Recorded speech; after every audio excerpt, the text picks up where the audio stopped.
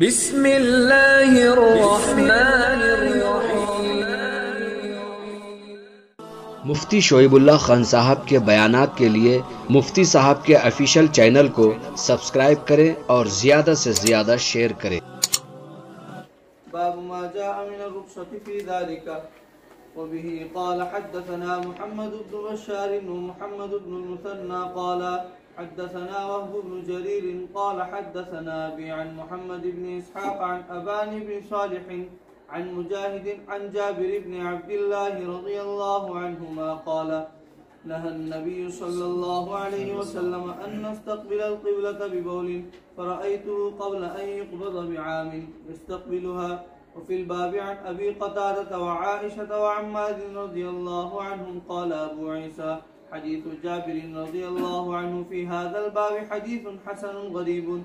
وقد روى هذا الحديث ابن لهيعة عن أبي الزبير عن جابر عن أبي قتادة رضي الله عنهما أنه رأى النبي صلى الله عليه وسلم يبول مستقبل القبلة.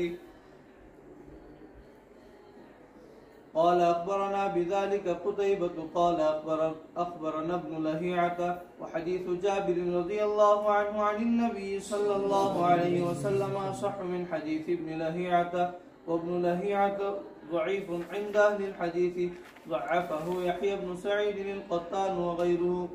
وبه قال حدثنا هناد قال حدثنا عبدة عن عبيد الله بن عمر عن محمد بن يحيى بن حبان عن عمه واسع بن حبان عن ابن عمر رضي الله عنهما وعنهم قال رقيت يوما على بيت حفصة فرأيت النبي صلى الله عليه وسلم على حاجته مستقبل الشام مستدبر الكعبة. هذا حديث حسن صحيح.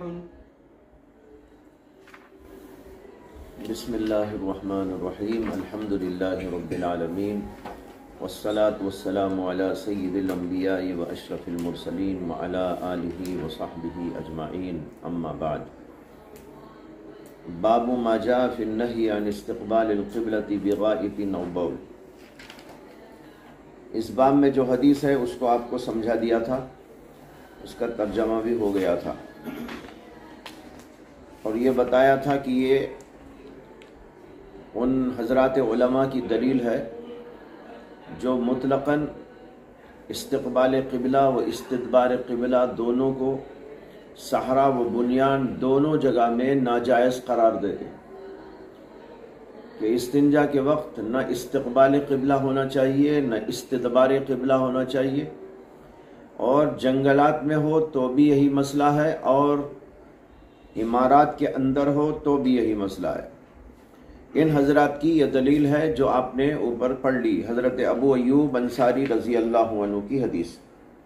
امام ترمذی کہتے ہیں وفی الباب عن عبداللہ ابن الحارث ابن جز، اور اس باب میں حضرت عبداللہ ابن الحارث ابن جز کی روایت بھی ہے.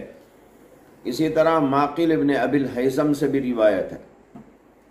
ان کا نام بعض لوگوں نے معقل بن ابی الہیثم لکھا، وَيُقَالُ معقل ابن ابی معقل، اور بعض لوگ اس کو کہتے ہیں معقل ابن ابی معقل. اور ابو امامہ سے بھی روایت ہے اور ابو ہریرہ سے بھی روایت ہے اور سہل ابن حنیف سے بھی روایت ہے. ان سارے حضرات صحابہ سے اس بارے میں روایت آئی ہے جس کے اندر اسی قسم کا مضمون ہے کہ استقبال بھی نہ کرو استدبار بھی نہ کرو. قال ابو عیسیٰ حدیث ابو ایوب احسن شیء فی هذا الباب واصح. حضرت ابو ایوب کی جو حدیث اس وقت آپ نے پڑھی ہے اوپر، وہ اس باب کی تمام حدیث میں سب سے زیادہ احسن اور سب سے زیادہ اصح ترین حدیث ہے. اس جملے کے بارے میں پہلے بات گزری ہے کہ یہ جملہ امام ترمذی جب استعمال کرتے ہیں تو ضروری نہیں ہے کہ وہ حدیث صحیح بھی ہو. فی نفس ہی ایک حدیث ضعیف ہے تو بھی یہ کہہ سکتے ہیں احسن شیء فی ھذا الباب، یعنی اس باب میں آئی ہوئی حدیثوں میں سب سے بہتر ہے، اگرچہ خود ضعیف کیوں نہ ہو. جیسے کہتے نا اندھوں میں کانا راجا، تو بہت سے اندھے ہیں، اس میں ایک صاحب کانے ہیں، تو آپ کہہ سکتے ہیں بھائی ان سب میں بہتر ہے. کالے کالے کالے بہت سے جمع ہیں، ان کالوں میں ایک ذرا سا ہلکا کالا ہے، تو کہہ سکتے ہیں کہ بھائی ان ساروں میں یہ ذرا گورے ہیں اگرچہ خود کالے ہیں۔ بالکل اسی طرح احسن شیء فی ھذا الباب کا مطلب ہوتا ہے کہ اس باب میں آئی ہوئی حدیثوں میں بہتر حدیث یہ ہے، تو کبھی وہ خود ضعیف بھی ہوتی ہے اور کبھی واقعتاً صحیح بھی ہوتی ہے، اصح بھی ہوتی ہے۔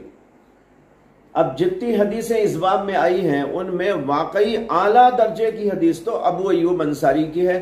کل بھی میں نے عرض کیا تھا کہ حدیث صحاح ستہ کے تمام مصنفین نے روایت کی ہے، امام بخاری نے روایت کی ہے، امام مسلم نے روایت کی ہے، اعلیٰ درجے کی صحیح ترین حدیث ہے۔ تو اس لیے امام ترمذی نے بھی کہا کہ اس باب کی احادیث میں سب سے بہتر حدیث۔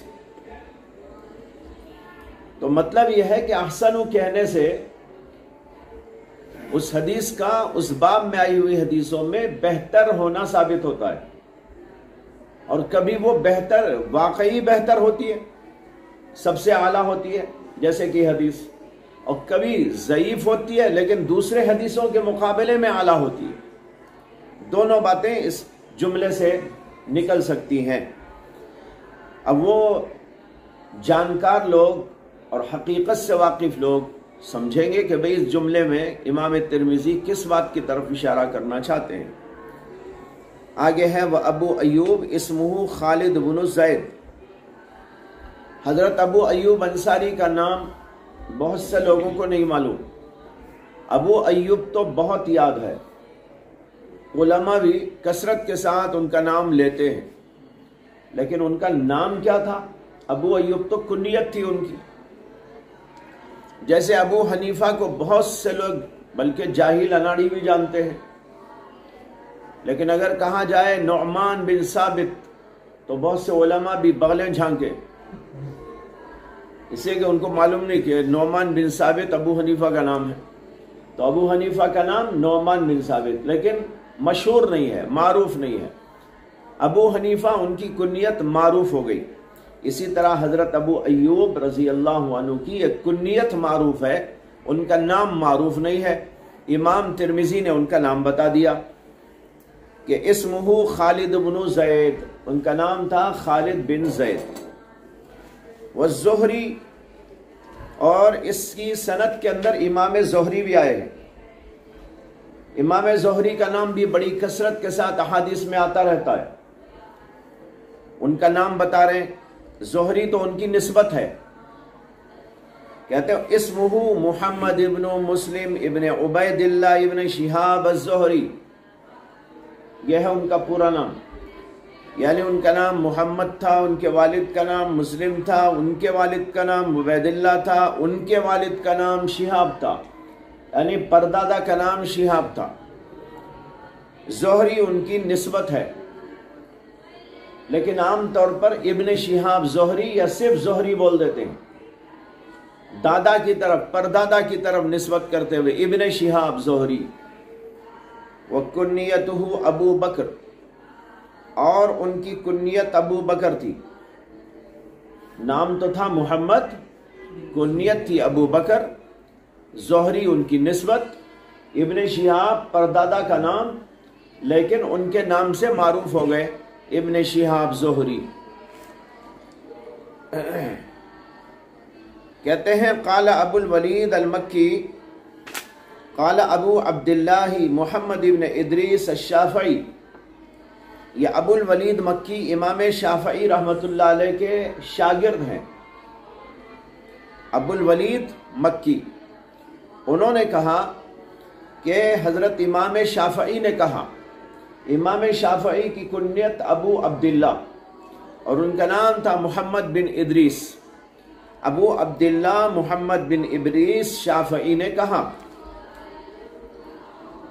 یہاں پر امام ترمذی نے جو حدیث حضرت ابو ایوب انصاری کی ذکر کی ہے، اس کے اوپر انہوں نے باب باندھا تھا، باب فی النہی عن استقبال القبلۃ بغائط او بول۔ حدیث ذکر کی، اس کے بعد آگے بھی ان کو حدیث ذکر کرنا تھا، تو یہاں پر امام شافعی کا قول اس حدیث کی تشریح میں جو ان کا نقطہ نظر ہے وہ پیش کرنا چاہ رہے ہیں۔ کہ حدیث تو کہہ رہی ہے لا تستقبل القبلۃ بغائط او بول ولا تستدبروها، اس کا مطلب کیا ہے؟ امام شافعی اس کا مطلب بیان کر رہے ہیں کہ یہ جو اللہ کے نبی نے ارشاد فرمایا کہ استقبال قبلہ بھی منع ہے اور استدبار قبلہ بھی منع ہے، یہ جنگلات کے اندر منع ہے، لیکن اگر بنی ہوئی عمارتیں ہوں تو وہاں پر منع نہیں۔ امام شافعی کا مسلک تھا نا، کل بیان کر دیا تھا۔ تو اس حدیث کی وہی تشریح امام ترمذی سے نقل کر رہے ہیں۔ قال ابو عبداللہ الشافعی انما معنى قول النبي صلى الله عليه وسلم لا تستقبلوا القبلة بغائط ولا بول ولا تستدبروها انما هذا في الفيافي، یہ جو اللہ کے نبی کا ارشاد ہے یہ فیافی میں ہے، یعنی جنگلات میں ہے۔ وَأَمَّا فِي الْكُنُفِ الْمَبْنِيَّةِ، اور رہے وہ بیت الخلا جو بنے ہوئے ہوتے ہیں۔ کنف کنیف کی جمع ہے، بیت الخلا اس کے معنی بھی آتے ہیں، لیکن وہ بیت الخلا المبنیہ جو اسی کے لیے بنائے گئے ہیں، کہتے ہیں لہو رخصت فی ان یستقبلہا، تو اس میں رخصت ہے کہ وہاں استقبال قبلہ کر سکتے ہیں۔ یہ ہے امام شافعی کا نقطہ نظر۔ تو گویا امام شافعی کے پاس یہ حدیث خاص ہے جنگلات کے ساتھ، عام نہیں ہے۔ امام ابو حنیفہ کے نزدیک یہ عام ہے، جنگلات کے لیے بھی اور مبنی عمارات کے اندر بھی، دونوں جگہ کے لیے یہ عام ہے، اور امام شافعی اس کو خاص کر رہے ہیں۔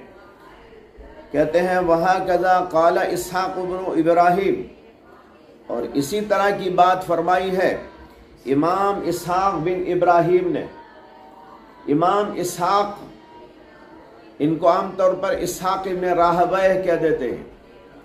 حضرت امام اسحاق ابن راہویہ، وہ اصل میں پورا نام ہے اسحاق بن ابراہیم بن راہویہ۔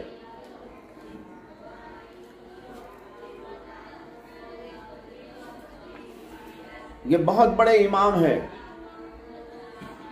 مجتہد ہیں، جیسے امام ابو حنیفہ اور امام مالک اور امام شافعی مجتہد تھے، اسی طرح کے درجے کے یہ بھی مجتہد تھے، اور ایک زمانے تک ان کا مسلک دنیا میں رائج بھی رہا، لیکن بعد میں چل کر ان کا مسلک چلا نہیں، ختم ہو گیا، اس لیے کہ ان کے ماننے والے لوگوں میں کوئی ایسے لوگ نہیں تھے جو ان کی کتابوں کو نقل کرتے، ان کے مضامین کو جو ہے تحقیق کے ساتھ آگے لاتے اور لوگوں کے سامنے اس کو آشکارا کرتے۔ ایسے لوگ نہ ہونے کی وجہ سے ان کا مسلک ایک زمانے کے بعد ختم ہو گیا۔ اس کے برخلاف امام شافعی، امام احمد بن حنبل، امام ابو حنیفہ اور امام مالک، ان کے ماننے والوں میں ایسے زبردست محققین اور مصنفین اور حضرات فقہا پیدا ہوئے کہ انہوں نے ان کے مسلک کو اور ان کے مسلک کی باتوں کو جو ہے تحقیق کر کے آگے بڑھانا شروع کیا، کتابوں پر کتابیں لکھی۔ ایک شخص امام محمد نے 1000 کتابیں لکھ دی۔ امام ابو حنیفہ کے شاگردوں میں ایک آدمی نے 1000 کتابیں لکھ دی، اللہ اکبر۔ دوسروں نے تو بہت کام کیا اپنے اپنی جگہ پر، ابو یوسف نے کام کیا، اسی طرح حسن بن زیاد لوئی نے کام کیا، اور مختلف لوگوں نے کام کیا۔ تو ان حضرات کی فقہ لوگوں میں معروف ہو گئی، لوگ اس کو قبول کر کے اعتماد کے ساتھ عمل کرنے لگے، یہاں تک کہ آج تک ان کا سلسلہ دنیا میں باقی ہے۔ اسی طرح امام مالک اور امام شافعی، امام احمد بن حنبل، ان کے متعلقین میں اور ان کے منسلکین میں، مقلدین میں ایسے حضرات زبردست قسم کے پیدا ہوئے کہ انہوں نے ان کے مسالک کو آگے بڑھایا۔ لیکن اور بہت سارے فقہا اسی درجے کے دنیا میں گزرے ہیں، جیسے یہ محمد بن اسحاق، اسی طرح امام اوزاعی، زبردست اپنے زمانے کے عالم، فاضل اور جو ہے مجتہد، اور ان کا مسلک بھی دنیا میں چلتا رہا ایک زمانے تک، امام اوزاعی کا مسلک، اسی طرح ابن المبارک، اور بھی بہت سارے لوگ گزرے۔ لیکن ایک ایک زمانے کے بعد ان کے مسالک دنیا میں باقی نہیں رہے، نہ ان سے کتابیں لکھی گئی، نہ ایسی تحقیقات ان کے مذہب کی گئی، نہ ان کے شاگردوں میں ایسے لوگ پیدا ہوئے جو اس کو آگے بڑھاتے۔ نتیجہ یہ ہوا کہ ان کے مسالک دنیا سے ختم ہو گئے۔ 4 مسلکوں کو اللہ نے قبولیت عامہ و تامہ عطا فرما دی، اور 4 مسالک پوری دنیا کے اندر پھیل گئے۔ کچھ علاقوں میں امام شافعی کا مسلک زیادہ پھیلا، کچھ علاقوں کے اندر امام احمد بن حنبل کا مسلک زیادہ پھیلا، کچھ علاقوں میں امام مالک کا مسلک زیادہ پھیلا، اور کچھ علاقوں کے اندر امام ابو حنیفہ کا مسلک زیادہ پھیلا، جیسے کہ ہمارے علاقے ہیں ہندوستان، پاکستان، اسی طرح برما، بنگلہ دیش اور آس پاس کے بہت سے علاقے، ترکی اور بھی بہت سے علاقے ہیں جہاں پر امام ابو حنیفہ کا، بلکہ زیادہ تر علاقوں میں امام ابو حنیفہ کا مسلک رائج ہوا۔ کچھ علاقوں میں امام شافعی کا مسلک زیادہ ہے، ہندوستان میں بھی بعض علاقوں میں شوافع زیادہ ہیں، جیسے کیرلا میں آپ چلے جائیں سارے شوافع ہیں، بھٹکل آپ چلے جائیں، مینگلور چلے جائیں، زیادہ تر یہی لوگ وہاں پر آباد ہیں۔ اور بعض علاقوں میں امام مالک کا مسلک پھیلا۔ امام مالک پیدا تو ہوئے مدینے میں، رہے مدینے میں، انتقال ہوا مدینے میں، ان کی تعلیم ہوئی مدینے میں، تدریس کا سلسلہ چلا مدینے میں، لیکن ان کا مسلک وہاں نہیں چلا۔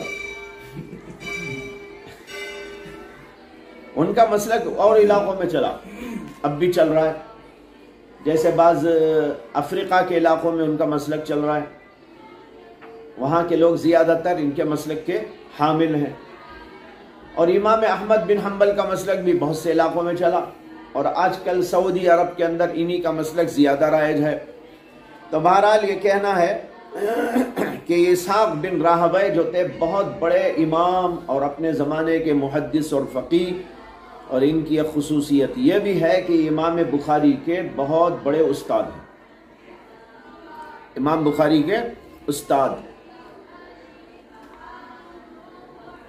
ان کا ذکر کیا کہ اسی طرح کہا ہے امام اسحاق بن راہویہ نے بھی کہ یہ حدیث فیافی کے سلسلے میں ہے، صحرا کے سلسلے میں ہے، اور جو بنی ہوئی عمارتوں کے بارے میں یہ حدیث نہیں ہے۔ امام احمد بن حنبل نے فرمایا انما الرخصۃ من النبی صلی اللہ علیہ وسلم فی استدبار القبلۃ بغائط او بول، واما استقبال القبلۃ فلا يستقبلها كأنه لم ير في الصحراء ولا في الكنف ان يستقبل القبلہ۔ تیسرا مسلک آپ کو بتایا تھا میں نے کہ بعض لوگ اس بات کے قائل ہیں کہ استقبال ناجائز ہے، استدبار ناجائز نہیں۔ تیسرا مسلک تھا نا، امام احمد بن حنبل اسی مسلک کے حامل ہیں، یہ قول ان کا یہ ہے کہ دوسرا قول امام شافعی کی طرح ہے ان کا۔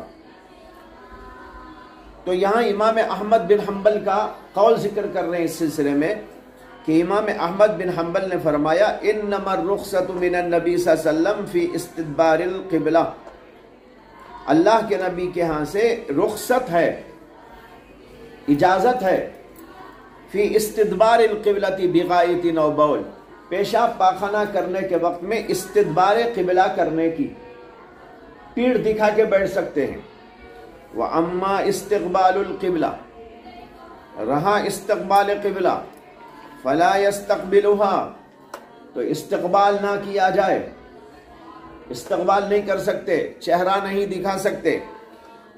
امام ترمذی اس کو نقل کر کے ان کے مسلک کی تشریح کر رہے ہیں آگے، كأنه لم ير في الصحراء ولا في الكنف ان يستقبل القبلہ، گویا کہ امام احمد بن حنبل جو ہے رائے نہیں رکھتے، لم یرا رائے نہیں رکھتے، فی الصحراء ولا فی الکنف، نہ جنگلات کے سلسلے میں اور نہ بنی ہوئی عمارتوں کے اندر کے بیت الخلاؤں میں کہ استقبال قبلہ کیا جائے۔ استقبال قبلہ ان کے ہاں منع ہے، صحرا میں بھی منع ہے، بنیان میں بھی منع ہے، لیکن استدبار جائز ہے۔ یہ تیسرا مسلک آپ کے سامنے ذکر کیا گیا تھا۔ کہ بعض ائمہ اس کے قائل ہیں، امام احمد بن حنبل کا یہ قول ہے۔ اب اس کے بعد دوسرا باب، باب ما جاء من الرخصۃ فی ذلک، اوپر جو منع تھا اور منع کی حدیث آپ کے سامنے آئی تھی، امام ترمذی اس کے خلاف یہ باب قائم کر رہے ہیں کہ اس بارے میں آئی ہوئی رخصت کا باب، یعنی استقبال و استدبار کرنے کی اجازت کا باب، اس کے اندر دو حدیثیں لائے ہیں۔ ایک حدیث محمد بن اسحاق سے اور وہ ابان بن صالح سے، اور وہ حضرت جابر سے، وہ حضرت مجاہد سے، اور مجاہد حضرت جابر رضی اللہ عنہ سے۔ حضرت جابر نے کہا نہى النبی صلی اللہ علیہ وسلم ان نستقبل القبلۃ ببول،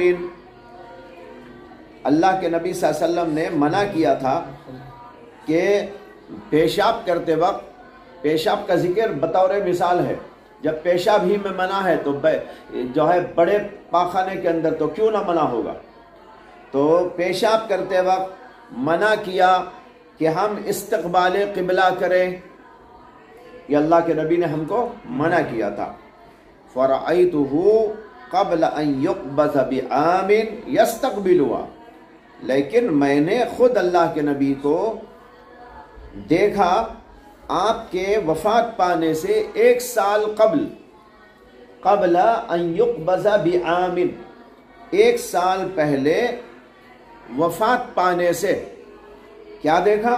یستقبلوها، کہ اللہ کے نبی پیشاب کرتے وقت قبلے کا رخ کر رہے تھے۔ تو حضرت جابر کہتے منع کیا تھا، لیکن میں نے 1 سال پہلے انتقال سے آپ کو دیکھا کہ آپ استقبال قبلہ کر رہے تھے۔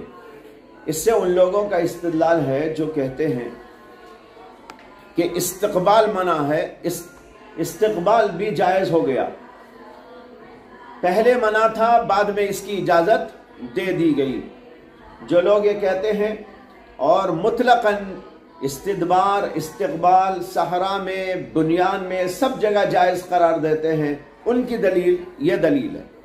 اس دلیل پر گفتگو کل کر دیا تھا کہ ہمارے بعض علماء نے اس کو ضعیف قرار دیا ہے، ایک تو محمد بن اسحاق کی وجہ سے، دوسرے ابان بن صالح کی وجہ سے، لیکن بتایا تھا کہ اس کو ضعیف قرار دینا ٹھیک بات نہیں ہے، اس لیے کہ ابان بن صالح کی تضعیف کرنے والے صرف 2 آدمی گزرے ہیں، ایک ابن عبد البر مالکی اور دوسرے امام ابن حزم ظاہری، ان 2 کے سوا کسی نے ان کو ضعیف قرار نہیں دیا ہے، اور یہ ان دونوں حضرات کی کچھ غلط فہمی کا نتیجہ ہے، ورنہ یہ اعلیٰ درجے کے ثقہ و قابل اعتماد لوگوں میں سے، اسے ان کو ضعیف قرار دینا ٹھیک بات نہیں۔ رہے محمد بن اسحاق تو وہ تو مختلف فی راوی ہیں، ان کے بارے میں کچھ رائے تضعیف کی ہے بلکہ تکذیب تک کی ہے، اور دوسری رائے ان کے بارے میں یہ ہے کہ بڑے ثقہ، قابل اعتبار، امیر المؤمنین فی الحدیث کا لقب پانے کے قابل ہیں۔ تو 2 رائے ہیں ان کے بارے میں۔ ایسا راوی کم سے کم حسن الحدیث ہوتا ہے، یعنی اس کی حدیث حسن درجے کی مانی جا سکتی ہے، لیکن چونکہ محمد بن اسحاق کے اندر تدلیس کی علت بھی تھی، اور تدلیس جس کے بارے میں کہا نا کہ اپنے استاد کا نام چھوڑ کر اوپر کے نام لے لے، اور ایسا کرنے کے کچھ وجوہات ہوتی تھی، کچھ مقاصد ہوتے تھے۔ مثلا جس سے حدیث لیا ہے وہ آدمی ضعیف تھا، اس کا نام چھوڑ دیا، اور اس سے اوپر والے کا، اس کے استاد کا نام لے لیا۔ ان کے استاد یعنی ایک سمجھو کہ زید کا استاد بکر ہے، بکر کا استاد خالد ہے،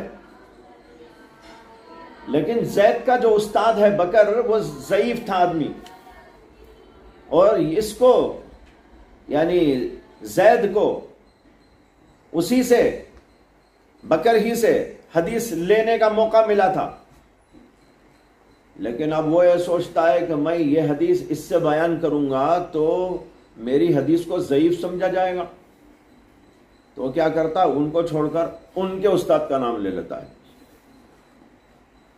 لیکن لیتا ہے اس ڈھنگ سے کہ بیچ میں حدثنا نہیں بولتا، اسے کہ وہ تو سچا ہے نا، سچا تو ہے وہ زید، اسے حدثنا بولے گا تو جھوٹ بات ہو جائے گی، سمیت بولے تو جھوٹ ہو جائے گا، تو اسے کیا کرتا؟ ان کا لفظ لگا دیتا ہے۔ سمجھ میں آیا؟ ان کے معنی ان سے آئی ہے حدیث، اب ان سے آئی ہے میں ڈائریکٹ آئی ہے انڈائریکٹ آئی ہے، دونوں آ گیا، جھوٹ سے بچ بھی گیا، بات نب بھی گئی۔ سمجھ میں آیا؟ تو ایسا کرتے تھے، تو بعض لوگ تو اس لیے کرتے تھے تدلیس، اور بڑے بڑے ائمہ گزرے ہیں جنہوں نے تدلیس کی ہے، لیکن تدلیس کے بارے میں اختلاف ہے کہ تدلیس علت ہے یا نہیں ہے، یعنی تدلیس قابل جرح کوئی عمل ہے یا قابل جرح کوئی عمل نہیں ہے، اس کے اندر بڑا اختلاف ہے۔ اصولی کتابوں کے اندر آپ پڑھیں گے تو تفصیل ملے گی۔ بعض لوگ تو اتنے سخت تھے تدلیس کے بارے میں کہ وہ کہتے تھے تدلیس کرنا میرے نزدیک زنا کر لینے سے زنا کر لینا اچھا ہے۔ وہ کہتے تھے جیسے امام شعبہ کہا کرتے تھے کہ میں زنا کر لوں یہ مجھے بہتر لگتا ہے اس بات سے کہ میں تدلیس کروں۔ تو ایسے لوگ بھی گزرے ہیں، اور دوسری طرف کچھ لوگ بڑے بڑے ایسے بھی گزرے ہیں۔ حضرت سفیان ثوری جو تھے وہ بھی تدلیس کرتے تھے، اور بھی بڑے بڑے ائمہ گزرے ہیں جو تدلیس کرتے تھے، لیکن مقاصد الگ الگ ہیں۔ کسی کا یہ مقصد، جسے میں کہا بعض وقت یہ مقصد ہوتا تھا، بعض لوگ کچھ اور مقصد سے بھی ایسا کرتے تھے۔ مثال کے طور پر روایت کو اس لیے تدلیس سے بیان کر دیتے تھے کہ لوگوں کے سامنے واضح ہے کہ میں کس سے روایت کر رہا ہوں، میں ان کے شاگردوں کو معلوم کہ بھئی یہ کس سے روایت کر رہے ہیں اور یہ ان کے استاد کون ہیں، شاگرد کون ہیں، سب ان کو معلوم ہے۔ تو ایسے وقت میں ضروری نہیں سمجھتے تھے کہ اس استاد کا نام لیں، کبھی اوپر والوں کا نام بھی لے لیتے تھے، یہ روایت ان سے ملی ہے، وہاں سے آئی ہے۔ جیسے ہم کو کہہ دیا کریں کہ بھئی حضرت تھانوی سے منقول ہے، اب ہم نے حضرت تھانوی کو دیکھا لی، اب حضرت تھانوی کو یا مولانا قاسم نانوتوی کو یا ان کی باتوں کو یا انور شاہ کشمیری کی باتوں کو ہم نقل کریں کہ ان سے آئی ہے، تو آپ تو سمجھ جائیں گے کہ بھئی وہ تو ملے نہیں ہیں ان سے، میری عمر ان سے ملنے کی ہے نہیں، واضح ہے۔ اب خود سمجھ جائیں گے کہ یہاں پر کوئی بیچ میں ہے، اب بیچ میں ہے کوئی کسی سے سن کر بیان کر رہا ہے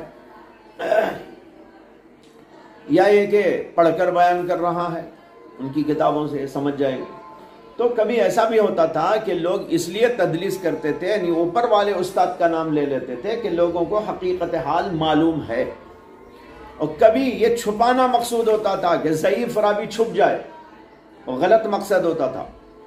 تو بہرحال یہ ایک مسئلہ ہے تدلیس والا، اور تدلیس کے بارے میں اکابر علماء نے، محدثین نے یہ بات طے کی ہے کہ جو تدلیس کا عادی ہو اور وہ ہو سچا آدمی، تو ایسی صورت کے اندر اگر وہ تدلیس کے ساتھ روایت کر رہا ہے، یعنی ان کے ساتھ روایت کر رہا ہے، تو اس کی روایت قابل قبول نہیں ہوگی۔ اور اگر وہ حدثنا اور سمیتو کا لفظ بول کر استعمال کر رہا ہے، روایت کر رہا ہے، تو تب اس کی روایت قابل قبول ہو جائے۔ یہ ہے، ابھی یہاں پر یہ روایت ان سے آئی ہے، محمد بن اسحاق کہہ رہے ہیں ان نبی صالح، تو لہٰذا یہ روایت محمد بن اسحاق کے ضعف کی وجہ سے تو نہیں، البتہ ان کی تدلیس کی علت کی وجہ سے ذرا کمزور پڑ گئی، اور جب کمزور پڑ گئی تو اس حدیث سے نسخ کو ثابت کرنا کیسے جائز ہو سکتا ہے؟ نسخ کے لیے کیا ہونا چاہیے؟ کم از کم برابر سرابر درجے کی حدیث ہونی چاہیے۔ جو حدیث اوپر گزری حضرت ابو ایوب انصاری کی، وہ کتنی پختی، کتنی اعلیٰ، کیسی زبردست سند کے ساتھ آئی، اس کے مقابلے میں یہ حدیث آ رہی ہے، اور اس کے اندر تدلیس کی علت کی وجہ سے محمد بن اسحاق کی ان والی روایت قابل قبول نہیں ہو سکتی۔ اس لیے ہمارے علماء اس کو قبول نہیں کرتے۔ آگے ہے وفی الباب عن ابی قتادہ و عائشہ و عمار بن یاسر، اس باب میں حضرت ابو قتادہ اور حضرت عائشہ اور عمار بن یاسر سے بھی روایت ہے۔ امام ترمذی کہتے ہیں کہ حضرت جابر کی حدیث حسن غریب ہے، حسن غریب، کل اس کے بارے میں تفصیل ہو گئی تھی۔ وقد روا هذا الحدیث ابن لہیعۃ عن ابی الزبیر عن جابر عن ابی قتادہ انہ رأى النبی صلی اللہ علیہ وسلم یبول مستقبل القبلہ حدثنا بذلك قتیبۃ قال حدثنا ابن لہیعہ۔ جو اوپر آپ نے ابھی حدیث پڑھی حضرت جابر کی، وہ حدیث ایک اور سند سے بھی آئی ہے، ایک اور سند سے بھی آئی ہے۔ امام ترمذی اس کا ذکر کر رہے ہیں۔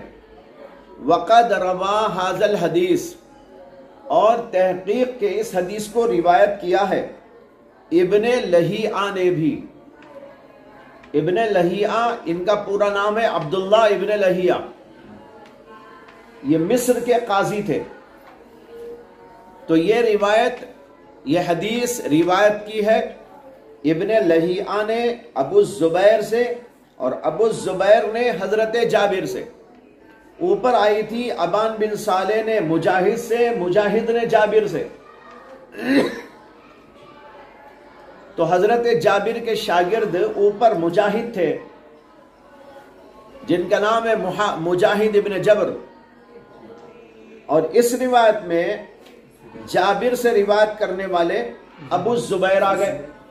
اور دوسرا فرق یہ ہے کہ اوپر روایت تھی حضرت جابر کی کہ انہوں نے رسول اللہ صلی اللہ علیہ وسلم سے سنا تھا، اور یہاں پر آیا ہے ان جابر ان ابی قتادہ۔ حضرت جابر اس کو حضور سے روایت نہیں کر رہے ہیں، بلکہ ایک اور صحابی حضرت ابو قتادہ سے روایت کر رہے ہیں۔ تو دو فرق ہو گئے۔ تو ابن لہیعہ نے بیان کیا تو اس کے اندر انہوں نے دو فرق کیے۔ ایک فرق تو یہ کیا کہ حضرت جابر کے شاگرد ابو الزبیر کو بتایا، اور دوسرے کہ حضرت جابر سے ڈائریکٹ روایت نہیں، بلکہ انہوں نے اس کو ابو قتادہ سے، اور ابو قتادہ نے رسول اللہ صلی اللہ علیہ وسلم سے روایت کیا۔ سمجھ میں آیا؟ لیکن امام ترمذی کہتے ہیں کہ جابر رضی اللہ عنہ کی حدیث، یعنی یہ اوپر جو آپ نے پڑھی نا، یہ ابو قتادہ کی نہیں، جابر کی جو حدیث ہے وہ اصح ہے۔ حدیث جابر عن النبی صلی اللہ علیہ وسلم اصح من حدیث ابن لہیعہ، جابر کی حدیث جو حضور سے انہوں نے روایت کیا ہے وہ اصح ہے ابن لہیعہ کی حدیث سے، جو وہ ابو قتادہ سے روایت کر رہے ہیں۔ تو اس کے مقابلے میں یہ حدیث اصح ہے۔ اصح ہونے کی وجہ کیا ہے؟ اصح ہونے کی وجہ امام ترمذی ایسی بتا رہے ہیں جو ہضم نہیں ہوتی۔ کہتے ہیں ابن لہیعہ ضعیف عند اہل الحدیث، یہ عبداللہ ابن لہیعہ اہل حدیث علماء کے نزدیک ضعیف ہیں۔ اہل حدیث بولے تو آج کل کے اہل حدیث نہیں بھائی، یہ جو اہل حدیث طبقہ ہے نا، فرقہ ہے، وہ مراد نہیں ہے اس سے۔ اہل حدیث یہ لقب ہے علماء کا جو حدیث کا فن جانتے تھے۔ جیسے کہتے ہیں نا اہل فقہ، ایسے ہی اہل حدیث یعنی حدیث کا علم رکھنے والے۔ اب جو آج کل کے اہل حدیث ہیں ان میں جہالہ کی ایک بہت بڑی تعداد ہے جن کو حدیث کا معنی بھی معلوم نہیں، وہ تھوڑا ہی مراد ہوں گے۔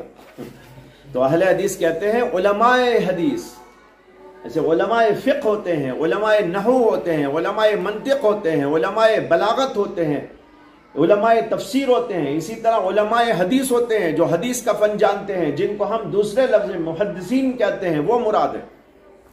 تو بہرحال محدثین کے نزدیک ابن لہیعہ ضعیف ہیں۔ ضعفہ یحییٰ ابن سعید القطان وغیرہ من قبل حفظہ، ان کو ضعیف قرار دیا ہے یحییٰ ابن سعید القطان اور دوسرے علماء نے ان کے حافظے کی وجہ سے۔ بعض روایتوں میں یہ لفظ نہیں ہے، بعض نسخوں میں من قبل حفظہ، آپ کے نسخے میں بھی نہیں ہوگا، لیکن بعض نسخوں میں موجود ہے. تو ان کے حافظے میں کچھ کسر تھی، اس وجہ سے بعض محدثین نے ان کو ضعیف قرار دیا. اس لیے ابن لہیہ کی روایت قابل اعتبار نہیں ہے. اس کے مقابلے میں اوپر والی جو حدیث ہے وہ قابل اعتبار ہے، اصح ہے نا، یہ مطلب نکلا. اور جو ابن لہیہ بیان کر رہے ہیں اس میں 2 جگہ اوپر والی حدیث سے فرق آ گیا. یہ کلام ہے امام ترمذی کا، لیکن یہاں امام ترمذی نے عبداللہ ابن لہیہ کو علی الاطلاق ضعیف قرار دے دیا، لیکن حقیقت یہ ہے کہ ان کو علی الاطلاق ضعیف نہیں قرار دیا جا سکتا.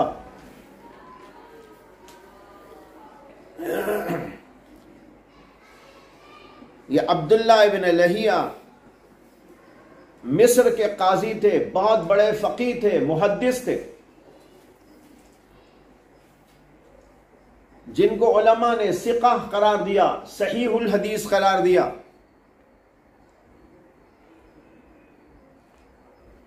علامہ احمد محمد شاکر نے ترمذی کی تحقیق کے اندر لکھا وَهُوَ ثِقَةٌ صحیح الحدیث وَقَدْ تَكَلَّمَ فِيهِ كَثِيرُونَ بِغَيْرِ حُجَّةٍ مِنْ قِبَلِ حِفْظِهِ. بہت سے لوگوں نے ان کے اندر کلام کیا ہے بلا حجت، بلا دلیل، بے دلیل کلام کیا ہے.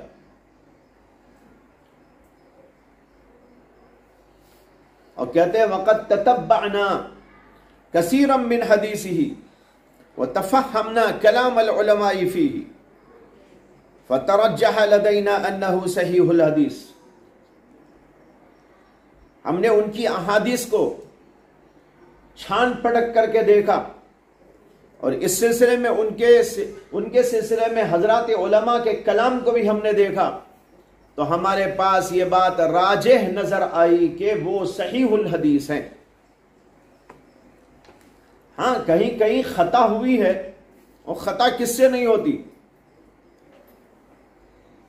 کہتے ہیں خطا ہوئی ہے، بعض جگہ حدیثوں کی روایت کرنے میں لفظ بڑھا دیا، گھٹا دیا، کچھ ہو گیا، لیکن ایسا تو ہر محدث سے ہوتا ہے. اشکال اس وقت ہونا چاہیے اور ضعف کا حکم اس وقت لگانا چاہیے جبکہ کثرت کے ساتھ میں کوئی غلطی کرنے لگے، تب کہیں گے کہ ان کا حافظہ خراب ہے. لیکن زندگی میں کہیں کہیں کبھی کبھی کچھ چوک ہو جائے، بھول ہو جائے، تو وہ انسان کے لوازمات میں سے ہے. اس لیے ان کو علی الاطلاق ضعیف قرار دینا ٹھیک بات نہیں. حقیقت یہ ہے کہ ابن لہیہ کم از کم حسن الحدیث کے درجے کے ہیں، اور ان پر کوئی ایسی جرح نہیں ہے جیسی کہ محمد بن اسحاق کے بارے میں ہے. ابھی میں نے کل آپ کو بتایا تھا محمد بن اسحاق کے بارے میں کیسی کیسی جرح ہے. ان کے بارے میں تو صرف یہ ہے بھائی حافظہ ذرا سا کمزور ہو گیا تھا، لیکن ان کے بارے میں تو امام مالک کہتے ہیں کذاب دجال، اور کہتے ہیں کہ اگر مجھے کعبۃ اللہ میں لے جا کے کھڑا کر کے پوچھو تو بھی کعبۃ اللہ کو چھو کر اور حجر اسود کو ہاتھ لگا کر میں قسم کھا سکتا ہوں کہ یہ کذاب و جھوٹا و دجال ہے. اتنی بڑی جرح تو جو ہے ان کے بارے میں ہے نہیں، ان کے بارے میں چھوٹی موٹی جرح ہے. امام ترمذی محمد بن اسحاق کی حدیث کو تو گوارا کر گئے. میں نے کہا نا ہضم نہیں ہونے والی یہی بات ہے. وہ امام ترمذی محمد بن اسحاق کی تو روایت ہضم کر گئے، اور ان کو ہضم نہیں ہوئی تو ابن لہیہ کی یہ حدیث ہضم نہیں ہوئی. عجیب بات ہے. ارے بھائی اتنی بڑی جرح، کذاب کی جرح سب سے بدتر جرح ہے. ادرع الالفاظ فی الجروح، جرح کے سلسلے میں جو الفاظ استعمال کیے جاتے ہیں ان میں سب سے گھٹیا الفاظ یہ ہیں، اس سے ان کی جرح کی گئی ہے. لیکن وہ ہضم ہو گئی امام ترمذی کو، اور ابن لہیہ کی بات ہضم نہیں ہو رہی ہے. ایسے میں نے کہا کہ یہ عجیب بات ہے جو ہضم نہیں ہونے والی ہے. ان کو ہضم ہوئی، ہم کو نہیں ہضم ہو رہی ہے. تو بہرحال ان کے بارے میں تو بھائی حقیقت یہ ہے جو عرض کر دی گئی. آگے دوسری وہ حدیث ہے جو کل آپ نے پڑھ لی تھی. حضرت واسع بن حبان روایت کرتے ہیں. یہ واسع بن حبان حضرت عبداللہ بن عمر کے شاگرد ہیں. وہ روایت کر رہے ہیں خود ان کے استاد عبداللہ ابن عمر سے. حضرت عبداللہ بن عمر نے کہا رقیت یوما علی بیت حفصہ، ایک دن میں حضرت حفصہ کے مکان پہ چڑھا، اپنی بہن کے مکان پر. فرأیت النبی صلی اللہ علیہ وسلم، تو میں نے نبی اکرم صلی اللہ علیہ وسلم کو دیکھا. علی حاجتہ، آپ اپنی حاجت میں مشغول تھے. مستقبل الشام مستدبر الکعبہ، شام کی طرف چہرہ کرتے ہوئے، کعبے کی طرف پیٹ کرتے ہوئے آپ بیٹھ کر استنجا کر رہے تھے. اس حدیث پر گفتگو کر دی گئی. یہ حدیث صحیح درجے کی حدیث ہے. اس کی سند کے اندر کوئی کلام نہیں ہے. امام بخاری نے بھی اس حدیث کو روایت کیا ہے، اور سند کے اعتبار سے تو یہ ٹھیک روایت ہے، لیکن اس کے متن کے سلسلے میں کل آپ کے سامنے کئی احتمالات بیان کر دیے تھے. ایک تو یہ عمل ہے، دوسرے کہ چھپ کر عمل ہے، اور تیسرے یہ ہے کہ اس کے اندر مختلف احتمالات ہیں کہ بیٹھنے کی شکل کیا رہی ہوگی. اور وہ حضرت عبداللہ بن عمر کو ظاہر ہے کہ پوری طرح نظر نہیں آئی ہوگی، اس لیے کہ وہاں تو مینڈ بنی ہوئی تھی، مینڈ کے اندر بیٹھ کر اللہ کے نبی استنجا میں مشغول تھے، تو اس یہ پوری کیفیت تو وہ نظر نہیں آ سکتی تھی. اس سے اس روایت کو معیار نہیں بنایا جا سکتا، جبکہ اس کے مقابلے میں خود اللہ کے نبی کا قول و ارشاد فلا تستقبلوا القبلۃ بغائط او بول ولا تستدبروها اعلیٰ درجے کی سند کے ساتھ موجود ہے. واللہ تعالی عالم. اب آگے بڑھیے، جھٹ پٹ پڑھو. باب النهي عن البول قائما. وبه قال حدثنا علي بن حجر قال أخبرنا شريك عن المقدام بن شريح عن أبيه عن عائشة رضي الله عنها قالت من حدثكم أن النبي صلى الله عليه وسلم كان يبول قائما فلا تصدقوه ما كان يبول إلا قاعدا. وفي الباب عن عمر وبريدة رضي الله عنهما قال أبو عيسى حديث عائشة رضي الله عنها أحسن شيء في هذا الباب وأصح. وحديث عمر رضي الله عنه إنما روي من حديث عبد الكريم بن أبي المخارق عن نافع عن ابن عمر عن عمر رضي الله عنهما وعنهم قال رآني النبي صلى الله عليه وسلم أبول قائما فقال يا عمر لا تبل قائما فما بلت قائما بعد. وإنما رفع هذا الحديث عبد الكريم بن أبي المخارق وهو ضعيف عند أهل الحديث، ضعفه أيوب السختياني وتكلم فيه. وروى عبيد الله عن نافع عن ابن عمر رضي الله عنهما قال عمر رضي الله عنهما بلت قائما منذ أسلمت. وهذا صح من حديث عبد الكريم. وحديث بريدة رضي الله عنه في هذا غير محفوظ. ومعنى النهي عن البول قائما على التأديب لا على التحريم. وقد روي عن عبد الله بن مسعود رضي الله عنه قال إن من الجفاء أن تبول وأنت قائم. باب ما جاء فی النہی عن البول قائما.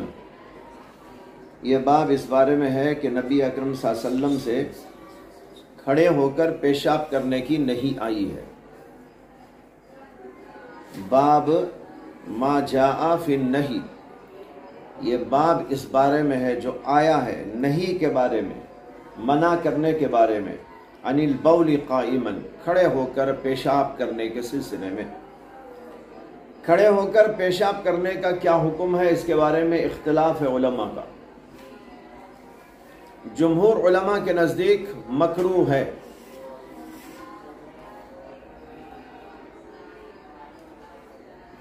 اور امام مالک رحمۃ اللہ علیہ کے نزدیک جائز ہے.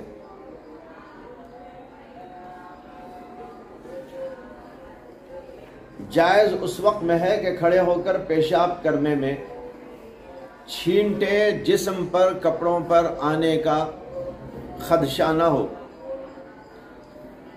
مثلا ایسی جگہ پر پیشاب کیا جائے کہ چھینٹے اڑنے کا امکان نہ ہو. اس کی مثال یہ ہو سکتی ہے کہ آج کل ایئرپورٹوں اور ایسی جگہوں میں کھڑے ہو کر پیشاب کرنے کے لیے استنجا خانے بنائے گئے ہیں، اور اس میں وہ ڈش لگی ہوئی ہوتی ہے. اگر آدمی اس میں پیشاب کرتا ہے تو کوئی چھینٹے اڑنے کا امکان نہیں ہوتا. تو اگر کوئی ایسی شکل موجود ہے کہ چھینٹے اڑنے کا امکان نہ ہو تو امام مالک کہتے ہیں کہ جائز ہے کھڑے ہو کر پیشاب کرنا. جمہور علماء کہتے ہیں کہ اللہ کے نبی علیہ السلام کا معمول کھڑے ہو کر پیشاب کرنے کا نہیں تھا، بیٹھ کر پیشاب کرنے کا تھا. اس وجہ سے کھڑے ہو کر پیشاب نہیں کرنا چاہیے، کراہت سے خالی نہیں. لیکن یہ کراہت تنزیہی ہے، کراہت تحریمی نہیں ہے. اس سلسلے میں دو قسم کی روایات ملتی ہیں.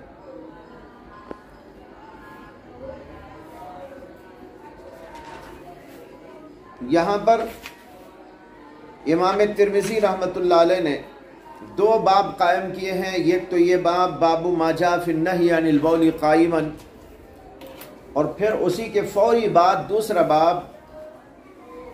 باب الرخصت فی ذالک، اس بارے میں رخصت کا بیان. تو کچھ حدیثیں اس کے اندر لائے ہیں اور کچھ حدیثیں اس کے اندر لائے ہیں. اس کے اندر جواز کی حدیثیں آ رہی ہیں. اب آپ پہلی حدیث اس باب کی دیکھیے، وہ حضرت عائشہ صدیقہ رضی اللہ عنہا سے مروی ہے. وہ فرماتی ہے من حدثکم ان النبی صلی اللہ علیہ وسلم کان یبول قائما فلا تصدقوه ما کان یبول الا قائما. جو آدمی تمہیں اس بات کی خبر دے کہ اللہ کے نبی علیہ السلام کھڑے ہو کر پیشاب کرتے تھے تو اس کی تصدیق نہ کرو، اس کو سچا نہ سمجھو. ما کان یبول الا قاعدا، اللہ کے نبی تو پیشاب بیٹھ کر ہی کرتے تھے، نہیں کرتے تھے پیشاب مگر بیٹھ کر، یعنی بیٹھ کر ہی پیشاب کرتے تھے. تو اس حدیث میں حضرت عائشہ صدیقہ بتا رہی ہے کہ اللہ کے نبی صلی اللہ علیہ وسلم کا معمول بیٹھ کر پیشاب کرنے کا تھا، کھڑے ہو کر پیشاب کرنے کا نہیں تھا. جو آدمی تم کو یہ بتائے کہ اللہ کے نبی کھڑے ہو کر پیشاب کرتے تھے اس کی تصدیق نہ کرو. اس پر ایک اعتراض ہوتا ہے کہ ایک روایت آگے چل کے آ رہی ہے حضرت حذیفہ سے اگلے باب میں، اور اس کے اندر ہے کہ اللہ کے نبی علیہ السلام نے کھڑے ہو کر پیشاب کیا. اتا سباتۃ قوم فبال علیہا قائما، اللہ کے نبی کوڑی دان پہ تشریف لائے اور وہاں کھڑے ہو کر پیشاب کیا. یہ حدیث اعلیٰ درجے کی صحیح ہے، بخاری نے بھی اس کو روایت کیا ہے.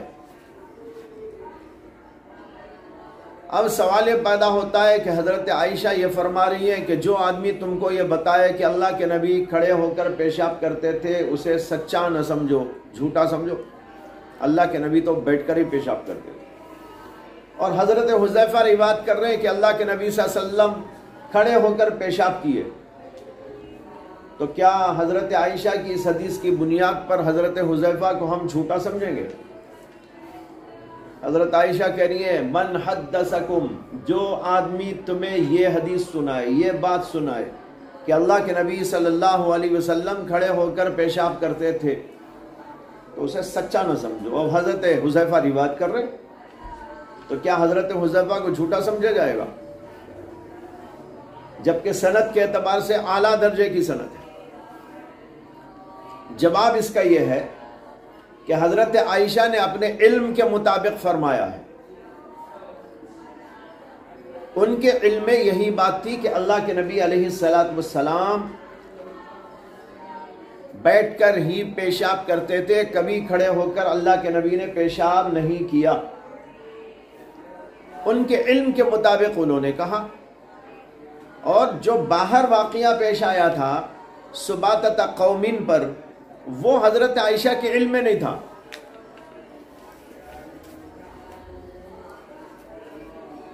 دوسرا جواب یہ ہے کہ حضرت عائشہ جو فرما رہی ہیں وہ معمول کی بات ہے. جو آدمی تم کو یہ بتائے کہ اللہ کے نبی صلی اللہ علیہ وسلم کھڑے ہو کر پیشاب کیا کرتے تھے، یعنی معمولاً ایسا کرتے تھے، بار بار ایسا کرتے تھے، یا ہمیشہ ایسا کرتے تھے، اسے سچا نہ سمجھو. یعنی استمرار اور ہمیشگی اس پر ہوتی تھی. اگر کوئی یہ کہتا ہے تو اس کو سچا نہ سمجھو. آپ تو بیٹھ کر ہی پیشاب کرنے کے عادی تھے، آپ کا معمول یہی تھا. ہاں رہا اکا دکا کبھی کر لینا وہ الگ بات ہے، کسی عذر سے کر لیا ہوگا، لیکن معمول نہیں تھا اللہ کے نبی صلی اللہ علیہ وسلم کا. تو یہ دو جواب اس کے ہیں. بہرحال اس حدیث سے معلوم ہوا کہ اللہ کے نبی صلی اللہ علیہ وسلم کا معمول پیشاب کھڑے ہو کر کرنے کا نہیں تھا، بیٹھ کر کرنے کا تھا. اسی کو لے کر جمہور علماء یہ کہتے ہیں کہ پیشاب بیٹھ کر کرنا چاہیے. سنت بھی یہی ہے، طریقہ کار بھی یہی ہے، تہذیب کا تقاضا بھی یہی ہے، اور چھینٹوں سے بچنے کے لیے بھی یہی بہتر سے بہتر سبیل ہو سکتی ہے. کھڑے ہو کر پیشاب کرنے میں چھینٹے اڑنے کا شدید امکان ہوتا ہے، اور پیشاب کے چھینٹے اڑنے پر بہت زیادہ احادیث کے اندر تنبیہ کی گئی ہے، بلکہ وعید بیان کی گئی ہے. یہاں تک کہ عذاب قبر ہونے کے لیے عذاب قبر کا اس کو باعث و سبب بتایا ہے.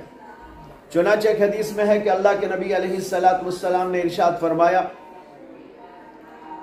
کہ جو آدمی کے پیشاب کے چھینٹے سے حفاظت نہیں کرتا اسے عذاب قبر ہوتا ہے. جو آدمی پیشاب کے چھینٹوں سے حفاظت نہیں کرتا اسے عذاب قبر ہوتا ہے. تو یہ سب باتیں ہیں، تو اس وجہ سے بیٹھ کر ہی کرنا چاہیے، بلا وجہ کھڑے ہو کر نہیں کرنا چاہیے. جمہور کا یہی مسلک ہے. آگے ہے قال ابو عیسیٰ وسمعت الجارود يقول سمعت وكيعا يحدث بهذا الحديث عن الأعمش ثم قال وكيع هذا أصح حديث روي عن النبي صلى الله عليه وسلم في المسح.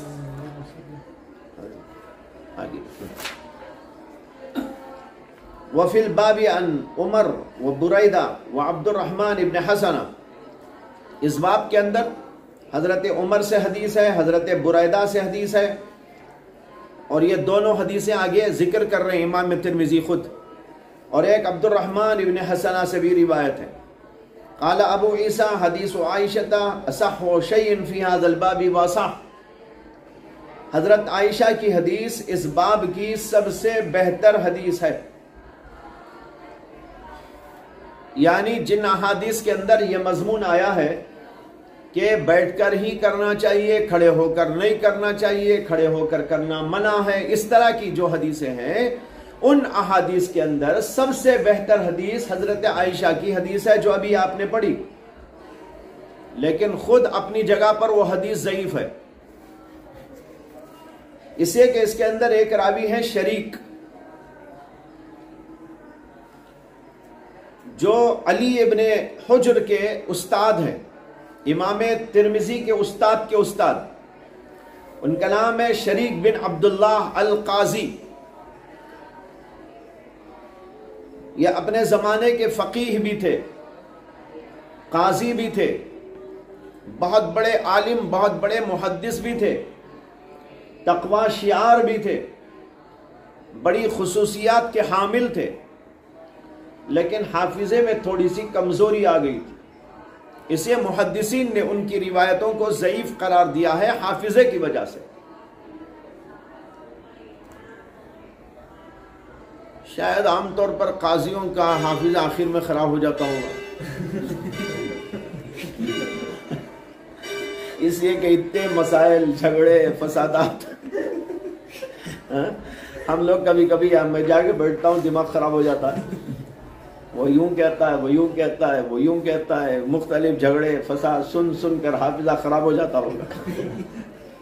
تو دیکھو یہ بڑے اچھے آدمی تھے، بہت بڑے فقیہ بھی تھے، یعنی مجتہد تھے اپنے زمانے کے، لیکن حافظے میں آخری زمانے میں ان کے فطور پیدا ہو گیا، اور چونکہ پہلے زمانے کی اور بعد کے زمانے کی احادیث کے اندر فرق کرنا مشکل تھا کہ کون سی حدیثیں انہوں نے پہلے بیان کی ہیں، کون سی حدیثیں حافظہ خراب ہونے کے بعد بیان کی ہیں، اس لیے علماء نے ان کی روایتوں کو ضعیف قرار دے دیا۔ تو بہرحال ان کی روایت ہونے کی وجہ سے اس کے اندر یہ اشکال ہے۔ تو آگے کہا وہ حدیث عمر، اور دوسری حدیث حضرت عمر کی حدیث ہے جو اس باب میں آئی، کہتے ہیں انما رویہ من حدیث عبد الکریم ابن ابی المخارق النافع عن ابن عمر عن عمر رضی اللہ عنہ قال رآنی النبی صلی اللہ علیہ وسلم وانا ابول قائما فقال لا یا عمر لا تبل قائما فما بلت قائما بعد۔ حضرت عمر کی حدیث روایت کی گئی ہے عبد الکریم ابن ابی المخارق سے، اور انہوں نے نافع سے، انہوں نے عبداللہ بن عمر سے، انہوں نے اپنے والد حضرت عمر سے، حضرت عمر نے فرمایا رآنی النبی صلی اللہ علیہ وسلم وانا ابول قائما، مجھ کو اللہ کے نبی صلی اللہ علیہ وسلم نے اس حالت کے اندر دیکھا کہ میں کھڑے ہو کے پیشاب کر رہا تھا۔ رآنی النبی صلی اللہ علیہ وسلم وانا ابول قائما، یہ جملہ حالیہ ہے، مجھے اللہ کے نبی نے اس حالت کے اندر دیکھا کہ میں پیشاب کھڑے ہو کر رہا ہوں۔ فقال، تو آپ نے فرمایا یا عمر لا تبل قائما، کھڑے ہو کر پیشاب نہ کر۔ حضرت عمر کہتے ہیں فما بلت قائما بعد، اس کے بعد میں نے کبھی کھڑے ہو کر پیشاب نہیں کیا۔ اللہ کے نبی کے منع کرنے کے بعد کبھی میں نے پیشاب کھڑے ہو کر نہیں کیا۔ اسی سے امام ترمذی نے اوپر باب قائم کیا تھا باب النہی عن البول، ورنہ حضرت عائشہ کی حدیث سے تو نہیں نکلتی، اس میں تو عمل بتایا ہے، اللہ کے نبی نے منع کیا ایسا کچھ اس میں نہیں ہے، لیکن اس روایت کے اندر ہے۔ تو اس روایت میں آیا کہ اللہ کے نبی نے کہا لا تبل قائما، لیکن امام ترمذی خود بتا رہے ہیں کہ یہ حدیث بہت ضعیف ہے۔ قال ابو عیسیٰ وانما رفع هذا الحدیث عبد الکریم ابن ابی المخارق، اس حدیث کو مرفوع کرنے والے تو عبد الکریم ابن ابی المخارق ہیں۔ رفع کے معنی ہے کسی حدیث کو مرفوعاً بیان کرنا، حضور تک پہنچانا۔ اس میں جو آیا نا کہ حضرت عمر نے کہا مجھ کو اللہ کے نبی نے پیشاب کرتے ہوئے دیکھا، تو روایت کہاں تک پہنچی؟ اللہ کے نبی تک پہنچی، یہ رفع ہے، یعنی اس کو مرفوعاً بیان کیا۔ تو مرفوعاً اس حدیث کو بیان کرنے والے یہ عبد الکریم ابن ابی المخارق ہیں، اور یہ ضعیف ہیں اہل حدیث علماء کے نزدیک، وہو ضعیف عند اہل الحدیث، ضعفہ ایوب السختیانی وتکلم فیہ، اس لیے کہ ان کو امام ابو ایوب السختیانی نے ضعیف قرار دیا ہے اور ان کے اندر کلام فرمایا ہے، ان کو ضعیف قرار دے کر ان پر کلام کیا ہے۔ تو لہذا معلوم ہوا کہ حدیث ضعیف ہے، اس کو مرفوعاً بیان کرنا یہ عبد الکریم ابن ابی المخارق کی غلطی ہے، ورنہ تو یہ حدیث عام طور پر حضرت عبداللہ بن عمر سے آ کر حضرت عمر پہ ختم ہو گئی۔ کیا مطلب؟ حضرت عبداللہ بن عمر کو حضرت عمر نے دیکھا تھا، سمجھ میں آیا؟ عمر کو اللہ کے نبی نے نہیں دیکھا تھا پیشاب کرتے ہوئے، بلکہ حضرت عبداللہ بن عمر کو عمر نے دیکھا تھا۔ تو حضرت عمر نے جب ان کو دیکھا تو کہا کہ لا تبل قائما، تو کس کی حدیث ہے یہ؟ حضرت عمر کی، تو موقوف حدیث ہے یہ، حضرت عمر پہ جا کے قصہ ختم ہو جاتا ہے۔ لیکن عبد الکریم ابن ابی المخارق نے کیا کر دیا کہ اس حدیث کو آگے پہنچا کر یہ واقعہ حضرت عمر کا قرار دیا اور کہنے والے حضور کو قرار دیا۔ ورنہ اصل میں کیا تھا؟ عبداللہ بن عمر پیشاب کر رہے تھے کھڑے ہو کر، حضرت عمر نے ان کو دیکھ کر کہا تھا لا تبل قائما۔ یہ ہے امام ترمذی کے کہنے کا مقصد کہ اس حدیث کو مرفوع بیان کرنے والے تو عبد الکریم ابن ابی المخارق ہیں اور وہ ضعیف ہیں اہل حدیث علماء کے نزدیک، اس لیے ان کا مرفوعاً اس کو بیان کرنا یہ اعتبار کے قابل نہیں ہے۔ تو اس کا مطلب یہ ہوا کہ حضور سے ایسی کوئی حدیث نہیں آئی ہے، حضرت عمر نے کہا ہوگا، لیکن حضرت اللہ کے نبی علیہ السلام سے لا تبل والی کوئی حدیث ثابت نہیں ہے۔ آگے ہے وروا عبید اللہ النافع عن ابن عمر قال قال عمر ما بلت قائما منذ اسلمت۔ کہتے ہیں کہ اسی روایت کو عبید اللہ نے روایت کیا نافع سے، اور نافع نے حضرت ابن عمر سے کہ حضرت عمر نے کہا ما بلت قائما منذ اسلمت، میں نے کبھی اسلام لانے کے بعد کھڑے ہو کر پیشاب نہیں کیا، بس اتنی بات ہے۔ حضرت عمر کو حضور نے دیکھا، کہا، پھر انہوں نے یہ کہا، ایسی بات نہیں ہے۔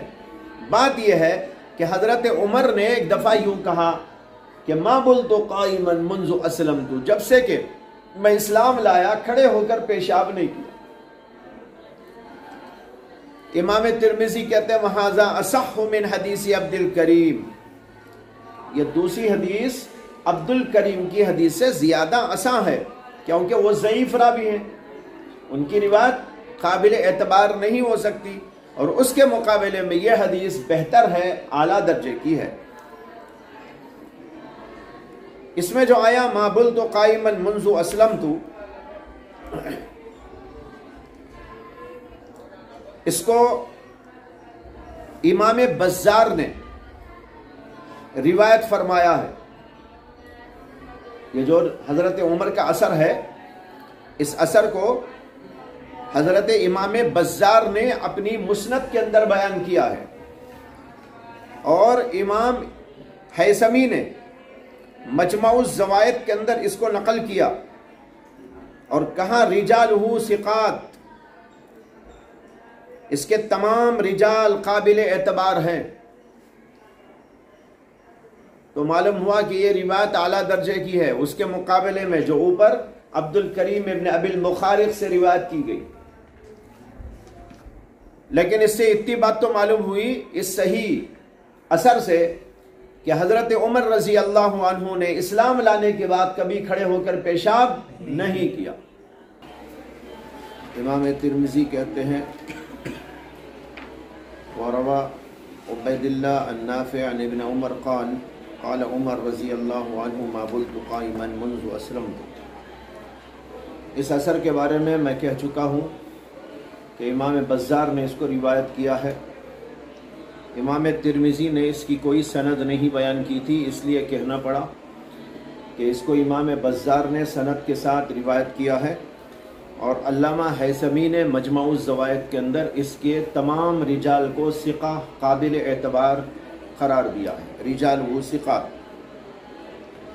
اس سے معلوم ہوا کہ حضرت عمر رضی اللہ عنہ کبھی پیشاب کھڑے ہو کر نہیں کرتے تھے، لیکن ابن حجر عسقلانی نے فتح الباری کے اندر لکھا ہے کہ حضرت عمر سے اور حضرت علی سے اور زید بن ثابت سے اور دیگر حضرات صحابہ سے یہ بات مروی ہے کہ انہوں نے کھڑے ہو کر کبھی پیشاب کیا ہے۔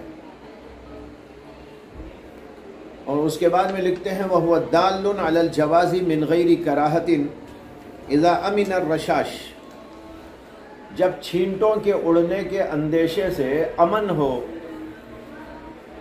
تو یہ حدیث اس بات پر دلالت کرتی ہے کہ کھڑے ہو کر پیشاب کرنا جائز ہے بغیر کراہت۔ اور رسول اکرم صلی اللہ علیہ وسلم سے کسی حدیث کے اندر منع کرنا ثابت نہیں ہے، منع کرنے کی کوئی حدیث ثابت نہیں ہے۔ بس اتنا ہے کہ اللہ کے نبی علیہ السلام کھڑے ہو کر پیشاب نہیں کیا کرتے تھے عموماً، بلکہ بیٹھ کر پیشاب کیا کرتے تھے، عملی طور پر یہ ثابت ہے۔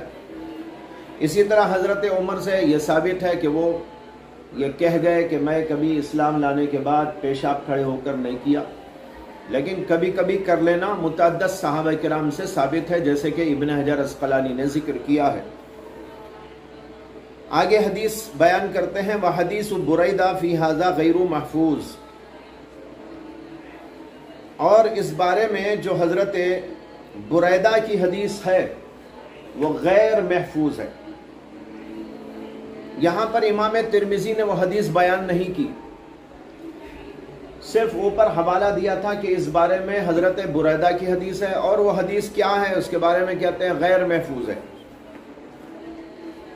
لیکن وہ حدیث کیا ہے پہلے اس کو سمجھنا چاہیے۔ اس حدیث کو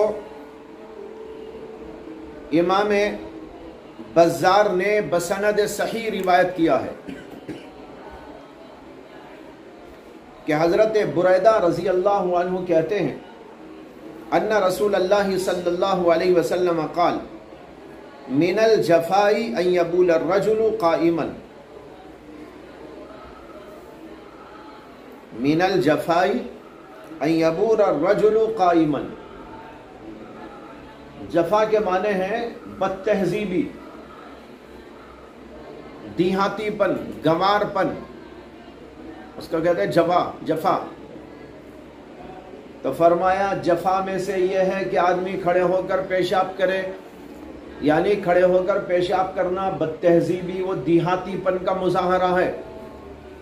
یہ حدیث ہے۔ اس حدیث کو امام بزار نے بسند صحیح روایت کیا، اور امام ترمذی اس کے بارے میں کہتے ہیں غیر محفوظ، یہ حدیث غیر محفوظ ہے۔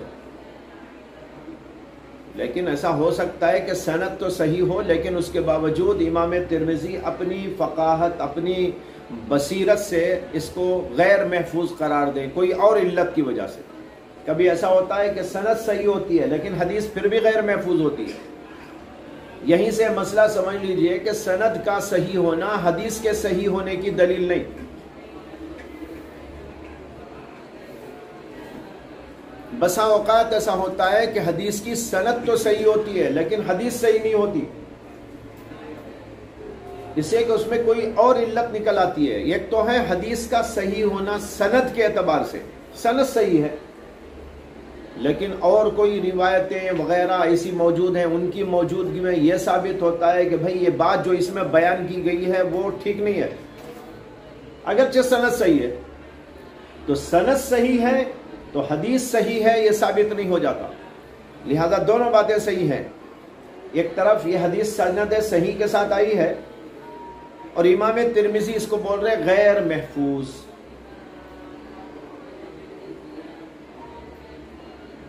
اور حضرت عبداللہ ابن مسعود سے بھی اسی طرح کی روایت ہے جس کو امام ترمذی آگے بیان کر رہے ہیں، بغیر سند کے بیان کیا ہے انہوں نے۔ عبداللہ بن مسعود نے کہا ان من الجفاء ان تبول وانت قائم، دیہاتی پن یہ ہے کہ تو کھڑے ہو کر پیشاب کرے۔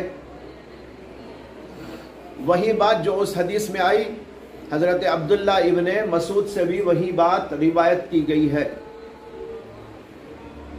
اس کے اندر جو آیا ہے کہ اللہ کے نبی نے کہا کہ جفا ہے، یہ امام ترمذی اس کا مطلب بیان کر رہے ہیں وَمَعْنَ النَّهِيَ عَنِ الْبَوْلِ قَائِمًا، اللہ کے نبی نے جو کھڑے ہو کر پیشاب کرنے سے منع کیا ہے اس کا معنی ہے علی التعدیب لا علی التحریم، یعنی ادب کا تقاضا یہ ہے، یہ نہیں کہ حرام ہے، حرام ہونے کی دلیل نہیں ہے یہ، بلکہ منع تو کبھی اس لیے بھی کیا جاتا ہے نا کہ کوئی بد تہذیبی کی بات ہے۔ ہر چیز جو حرام ہے، قطعی حرام ہے، وہی نہ کرنے کی نہیں ہے بات۔ مثال کے طور پر طالب علم ہوٹلوں میں جا کے بیٹھے، کھانا کھائے، اساتذہ اسے منع کرتے ہیں،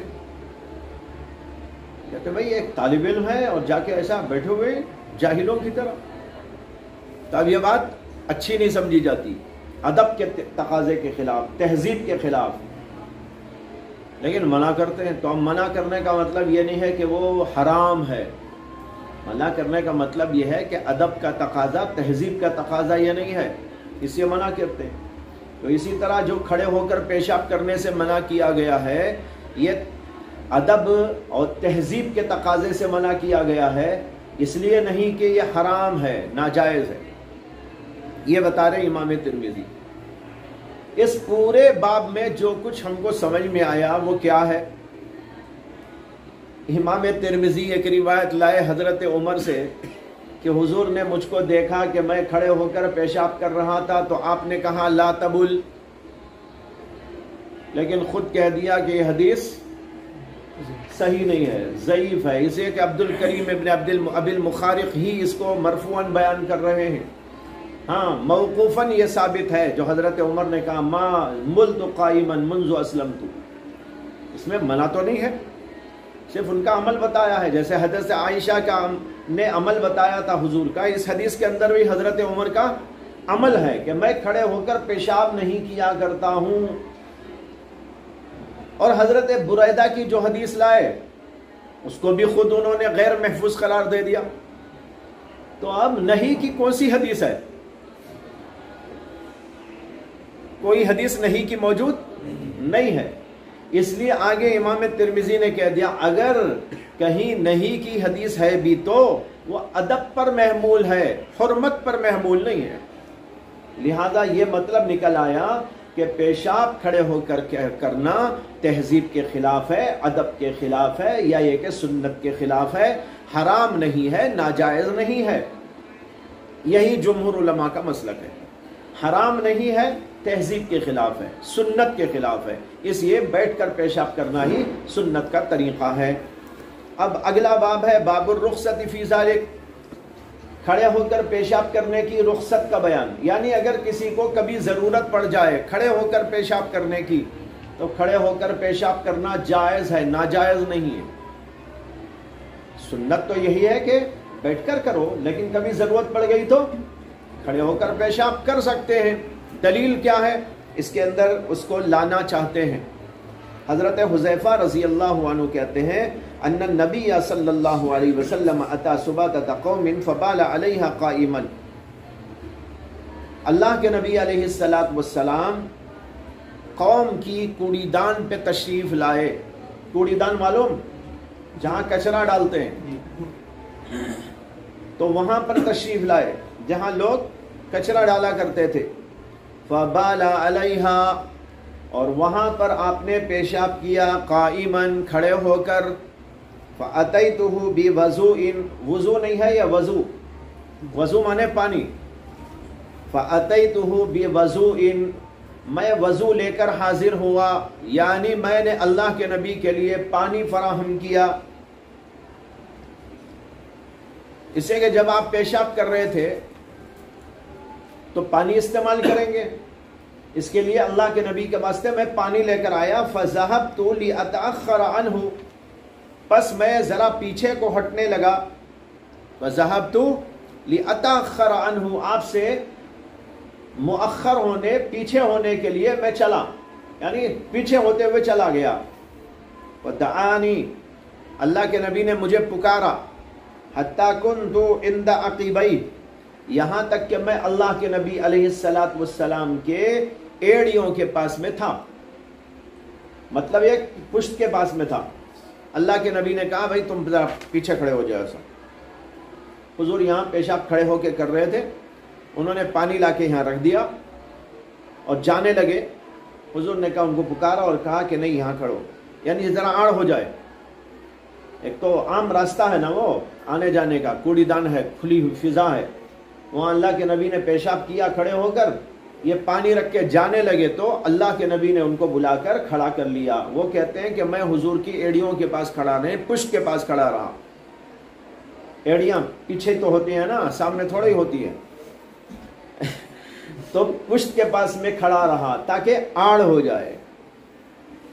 پھر اللہ کے نبی نے وضو کیا اور اپنے خفین کے اوپر مسح فرمایا۔ آپ خفین پہنے ہوئے تھے، جب آپ نے وضو کیا بعد میں تو وضو کے اندر مسح علی الخفین کیا. یہ حدیث ہے جو یہاں پر آئی اور اس کے اندر اللہ کے نبی علیہ الصلاۃ والسلام کے کھڑے ہو کر پیشاب کرنے کا تذکرہ ملتا ہے.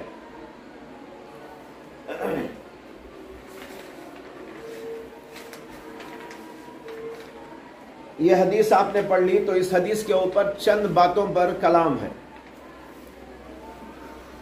پہلی بات تو یہ ہے کہ اس حدیث سے یہ معلوم ہوا کہ اللہ کے نبی علیہ السلام کھڑے ہو کر پیشاب کیے، لیکن یہ ایک دفعہ کا واقعہ ہے، معمول نہیں. لہذا حضرت عائشہ کی حدیث میں اور اس حدیث میں تعارض نہیں ہے، ٹکراؤ نہیں ہے. حضرت عائشہ کی حدیث تو یہ بتا رہی ہے کہ معمول نہیں تھا اللہ کے نبی کا کھڑے ہو کر پیشاب کرنے کا، اور اس حدیث میں اتنا آیا کہ ایک دفعہ پیشاب کیا. تعارض کیا ہے دونوں میں؟ یہ اتفاقی حادثہ ہے، وہ معمول کی بات ہے.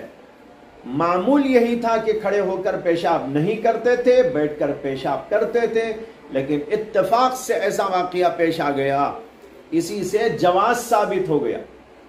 یہ حدیث اعلیٰ درجے کی صحیح ہے، بخاری نے بھی اس کو روایت کیا ہے، مسلم نے بھی اس کو روایت کیا ہے. اس سے معلوم ہوا کہ کھڑے ہو کر پیشاب کرنا جائز ہے.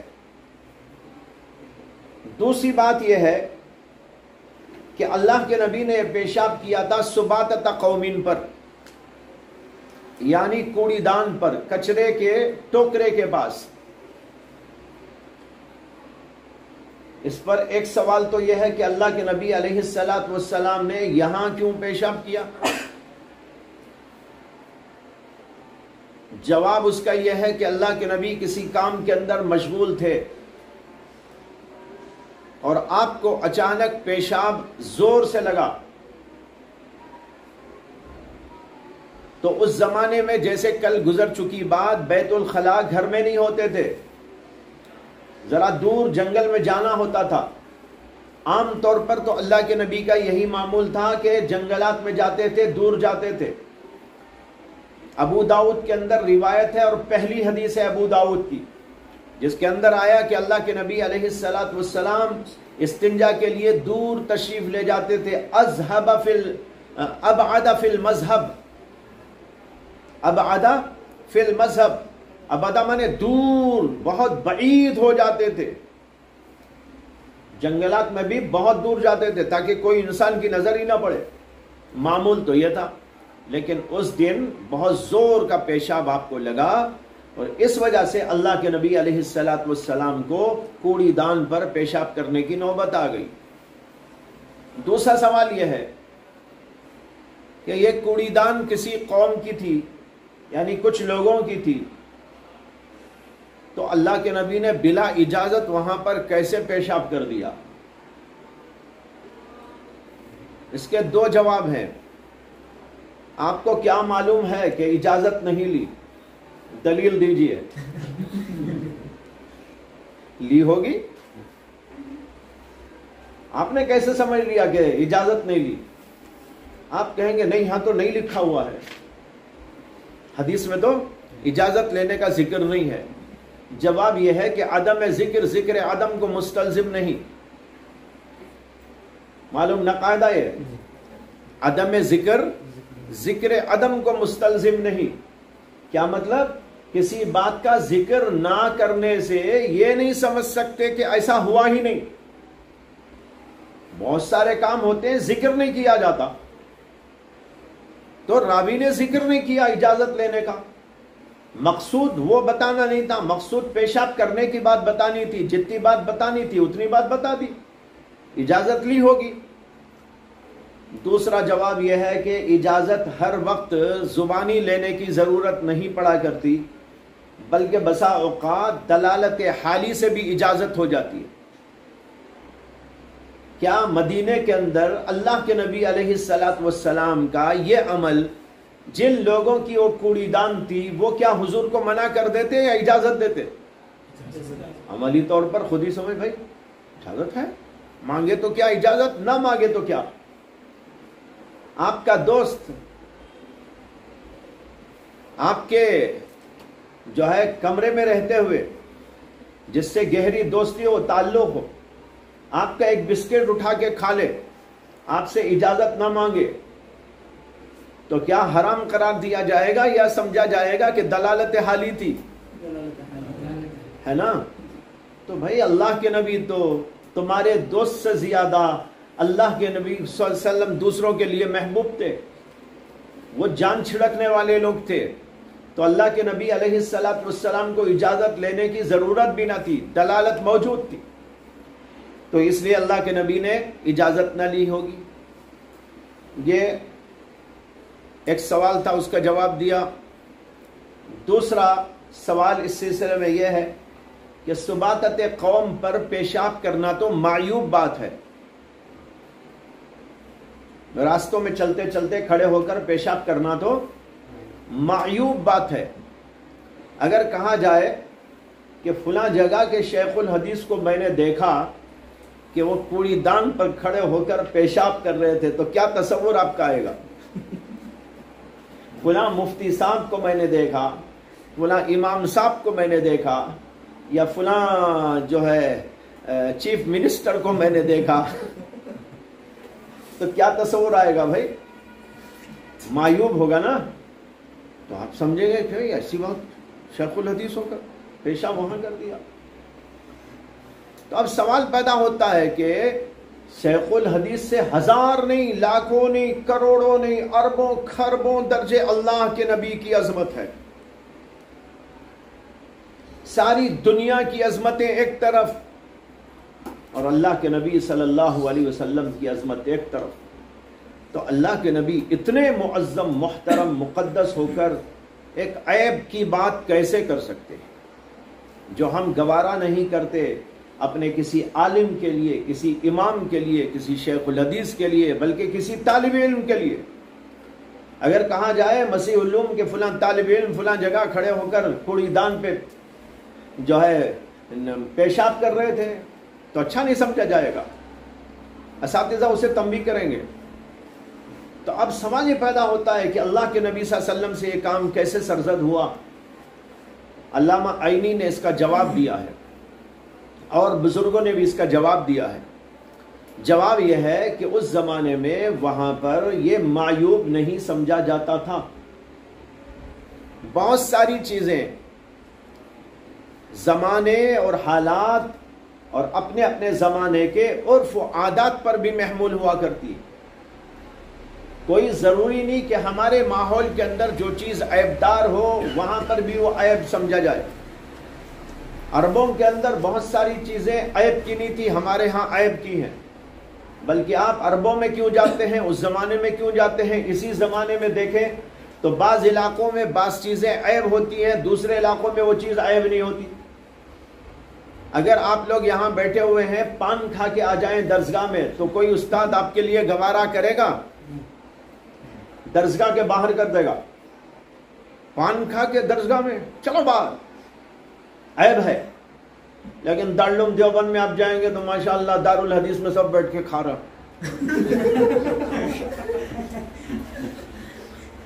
ہے نا؟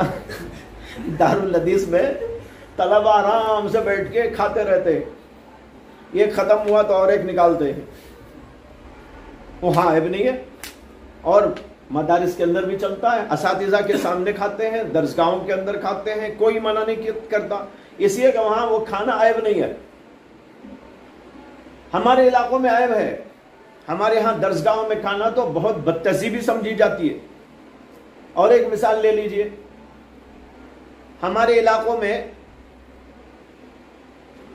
پلنگ ہو اور جو ہے پلنگ پر کسی چھوٹے آدمی کا کوئی چھوٹا آ کر سرانے بیٹھ جائے تو کوئی عیب ہے؟ کوئی عیب نہیں، چاہے ادھر بیٹھو چاہے ادھر بیٹھو، یہ پینتی ہے سرانہ، تو آپ آئیں گے بیٹھیں گے تو ادھر بھی بیٹھ سکتے ہیں ادھر بھی بیٹھ سکتے ہیں، استاد ادھر بیٹھا ہے، طالب علم ادھر بیٹھا ہوا ہے، کوئی حرج نہیں، کوئی اسے کیئر بھی نہیں کرتا۔ لیکن یو پی کے علاقوں میں سخت اس کو برا سمجھا جاتا ہے کہ کوئی بھی چھوٹا اپنے بڑے کے سامنے سرہانے بیٹھ جائے، سرانے بیٹھے گا تو بعض تو سر ہی پڑ دیں، یہ سمجھیں گے کہ یہ بہت متکبر آدمی ہے، بہت ایسا ہے ویسا ہے، یہ سمجھا جائے گا۔ اسے کہ سرانہ وہ کہتے ہیں کہ یہ بڑوں کی جگہ ہے، پینتی چھوٹوں کی جگہ ہے، بڑوں کی جگہ میں چھوٹا کیسا بیٹھ گیا؟ کوئی استاد کا پلنگ ہو اور اس کے اندر کوئی طالب علم جا کر سرانے بیٹھ جائے، گوارا نہیں کیا جاتا۔ مجھے نہیں معلوم تھا یہ وہاں کا عرف، اور میرے سامنے میرے ساتھ میں غلطی ہوئی، پڑھنے کے زمانے کی بات بول رہا ہوں۔ مفتاح العلوم جلال آباد میں حضرت مسیح الامت نور اللہ مرقدہ کے ایک خلیفہ آئے، ان کا نام تھا حضرت مولانا مفتی عبد الرشید صاحب میواتی رحمۃ اللہ علیہ، اب تو وہ بھی رحمۃ اللہ علیہ ہو گئے۔ بڑے عالم تھے جنہوں نے حضرت کی سوانح حیات بھی لکھی ہے، حیات مسیح الامت، انہی کی تصنیف ہے وہ۔ تو وہ تشریف لائے اور وہاں جو خانقاہ تھی حضرت کی، اس کے اندر ان کا قیام تھا ایک کمرے میں۔ تو بہت سارے طلبہ اساتذہ ان سے ملنے جا رہے تھے، بڑی شخصیت ہے، تو ہم لوگ بھی گئے۔ تو اتفاق یہ تھا کہ مفتی صاحب جو ہے کچھ کام سے کھڑے ہوئے تھے، کچھ کر رہے تھے وہ۔ تو ہم لوگ گئے تو انہوں نے مصافحہ کیا اور کہا کہ بیٹھ جاؤ۔ تو ہم 2-3 طلبہ تھے، اور پلنگ کے اوپر، پلنگ ہی تھا وہاں بیٹھنے کی جگہ، تو پلنگ کے اوپر بیٹھ گئے، سرانے بیٹھ گئے، سرانے 35 سب تو 3 تھے نا، وہ لائن سے بیٹھ گئے صاحب۔ تو ایک دم وہ غصہ ہو گئے مفتی عبد الرشید صاحب، کہنے لگے بڑے بد تہذیب طلبہ ہیں، لوگوں کو کوئی تہذیب نہیں ہے، کیا ادب سیکھا، کیا تہذیب سیکھا، ہم کو سمجھ میں نہیں آ رہا کیا بات پر وہ بول رہے، کون سی بد تہذیبی ہو گئی، کون سا غلط ہو گیا، کون سی بے ادبی گستاخی کی، کچھ سمجھ میں نہیں آ رہا۔ بعد میں ایک ان کے ساتھ میں کوئی تھے، انہوں نے کہا کہ 35 بیٹھو، 35 بیٹھو، اشارے سے انہوں نے ہم کو کہا ان کے ڈانٹنے پر 35 بیٹھو، 35 بیٹھو۔ ہم خیر بیٹھ گئے۔ تو خیر اس کے بعد بات چیت ہوئی، آ گئے۔ آنے کے بعد مجھے تجسس ہوا کہ بھئی یہ کیا مسئلہ ہے، ہمیں یہ مسئلہ معلوم ہی نہیں تھا، اس لیے کہ ہمارے علاقوں میں تو یہ چلتا ہی نہیں۔ تو تب معلوم ہوا کہ وہاں پر بڑوں کے سامنے 35 بیٹھنا چاہیے، سرہانے بیٹھنا گستاخی سمجھا جاتا ہے، اس لیے انہوں نے اتنا غصہ کیا اور تنبیہ کی۔ تو اب دیکھو ہمارے ہاں کچھ نہیں ہے یہ، ان کے ہاں یہ عیب ہے۔ تو ایک مثال میں نے پان کی دی اور ایک مثال پلنگ کی دی، اور بھی ایسی مثالیں ہیں، کئی چیزیں ایسی ہیں کہ وہاں کے عرف کے اندر وہ جو ہے بری سمجھی جاتی ہیں، ہمارے عرف کے اندر وہ بری نہیں سمجھی جاتی، ان کے ہاں بری نہیں سمجھی جاتی اور ہمارے ہاں بری سمجھی جاتی ہے۔ 2 مثالیں میں نے دی، ایک پان کی مثال کہ ہمارے ہاں طالب علم پان کھائے اچھا نہیں سمجھا جاتا، ان کے ہاں گوارا کیا جاتا ہے۔ ہمارے یہاں پلنگ پر کہیں بھی بیٹھو برا نہیں سمجھا جاتا، ان کے ہاں برا سمجھا جاتا ہے۔ ایسی کئی مثالیں ہیں، یہ سب عرف کے اوپر چلتا ہے۔ اسی طریقے پر یہ کھڑے ہو کر پیشاب کر لینا ہو یا کوڑی دان پر پیشاب کر لینے کا مسئلہ ہو، عرب کی اس سرزمین پر اس دور کے اندر کوئی معیوب بات نہیں تھی۔ اللہ کے نبی علیہ السلام تو اپنی فطرت سلیمہ کی وجہ سے کبھی ایسا نہیں کرتے تھے، لیکن وہاں کے عرف میں ایسا چلتا رہتا تھا۔ وہاں اللہ کے نبی نے کر بھی لیا ایک دفعہ اتفاق سے، تو وہ کوئی معیوب بات نہیں ہوئی، اگرچہ ہمارے ہاں اس کو عرف میں معیوب سمجھا جاتا ہو، اس لیے یہ کوئی قابل اعتراض بات نہیں ہے، اس کو یاد رکھیے۔ اور یہ عرف و عادت کے مسائل بھی بہت اہم ہوتے ہیں، سمجھنا چاہیے اس کو۔ اسی میں ایک مسئلہ اور عرض کر دوں جو حضور اقدس صلی اللہ علیہ وسلم کی سیرت ہی سے متعلق ہے، ذہن میں آ گئی اس لیے کہ آج کل اس کا ذرا شور و ہنگامہ ہے۔ نپور شرما نے حضور اقدس صلی اللہ علیہ وسلم پر تنقید اور آپ پر جرح کرتے ہوئے یہ کہا تھا، اس کے اوپر کافی ہنگامہ پوری دنیا میں مچا کہ رسول اللہ صلی اللہ علیہ وسلم نے 6 سال کی بچی سے شادی کر لی۔ تو اس عورت نے جو بی جے پی کی ایک ذمہ دار تھی، نبی اکرم صلی اللہ علیہ وسلم پر اس سلسلے میں بہت ہی ناروا الفاظ استعمال کیے. اصل بات یہ ہے کہ 6 سال کی بچی سے رسول اللہ صلی اللہ علیہ وسلم کا 55 سال کی عمر میں شادی کرنا ہمارے عرف کے اندر ہضم نہیں ہوتا. مسلمانوں میں بھی، غیروں میں مسلمانوں میں بھی ہضم نہیں ہوتا، سمجھ میں نہیں آتا. چنانچہ جب وہ مسئلہ اٹھاتا تو بہت سے مسلمان بھی اس میں جو ہے شک و شبے میں مبتلا ہو گئے. انہوں نے کہا کہ ہاں بات تو صحیح ہے، 55 سال کا آدمی اور جو ہے 6 سال کی بچی، 6 سال کی بچی تو بہت چھوٹی عمر کی ہوتی ہے، کیسے شادی کر لی؟ ان کی سمجھ میں نہیں آ رہا تھا. کیوں؟ اس لیے کہ یہاں کا عرف، یہاں کی عادت، ہمارے زمانے کا عرف، ہمارے زمانے کی عادت یہ ہے کہ ایسا نہیں ہوا کرتا عام طور پر. لیکن عربوں کی اس دنیا میں جب اللہ کے نبی علیہ السلام موجود تھے تو ایک عام سی بات تھی، اس کا رواج تھا، نہ اسے معیوب سمجھا جاتا تھا، نہ اس پر کوئی تنقید کی جاتی تھی، بلکہ اس کو گوارا کیا جاتا تھا. عام طور پر ایسے واقعات ہوا کرتے تھے. یہی وجہ ہے کہ اس زمانے میں کفار، مشرکین سب حضور کے مخالف موجود تھے، لیکن ایک نے بھی اللہ کے نبی علیہ السلام پر اس پہ تنقید نہیں کی. اگر یہ کوئی قابل تنقید بات ہوتی، عیب دار بات ہوتی اور نہ کرنے کی بات ہوتی تو کیا کافر لوگ چھوڑ دیتے؟ مشرکین کی زبانیں بند رہتی، یہود و نصارہ کی زبانیں بند رہتی، سب کے سب جو ہے اپنی زبانیں کھولتے، تنقید کا نشانہ بناتے، اللہ کے نبی صلی اللہ علیہ وسلم کو ہدف ملامت بناتے. لیکن تاریخ بتاتی ہے کہ اس کے اوپر کسی نے کوئی اشکال نہیں کیا. حالانکہ جب اللہ کے نبی سے ایک اور مسئلہ ہوا تھا، اس وقت لوگوں نے بڑا شور و ہنگامہ مچایا تھا. میں جو سمجھانا چاہ رہا ہوں سمجھنے کی کوشش کرو، یہ چیزیں بہت ساری آپ کو کام آنے والی ہیں. ایک اور مسئلے میں اللہ کے نبی پر سخت تنقید ہوئی کفار کی طرف سے، مشرکین کی طرف سے. اور وہ کیا بات تھی کہ اللہ کے نبی علیہ السلام نے حضرت زینب بنت جحش سے نکاح کیا تھا. حضرت زینب بنت جحش کون؟ حضور اقدس صلی اللہ علیہ وسلم کی پھوپھی زاد بہن. اور ان کی شادی خود اللہ کے نبی نے اپنے منہ بولے بیٹے سے کر دی تھی. منہ بولے بیٹے یعنی متبنہ، جن کا نام تھا حضرت زید بن حارثہ رضی اللہ عنہ. یہ بیٹے نہیں تھے حضور کے، منہ بولے بیٹے تھے، یعنی بیٹا جیسا بنا لیا تھا ان کو گھر میں رکھتے. لوگ بھی ان کو جو ہے کہتے تھے زید بن محمد، زید بن محمد، محمد کے بیٹے زید. ان کی شادی اللہ کے رسول علیہ السلام نے اپنی بہن سے کر دی.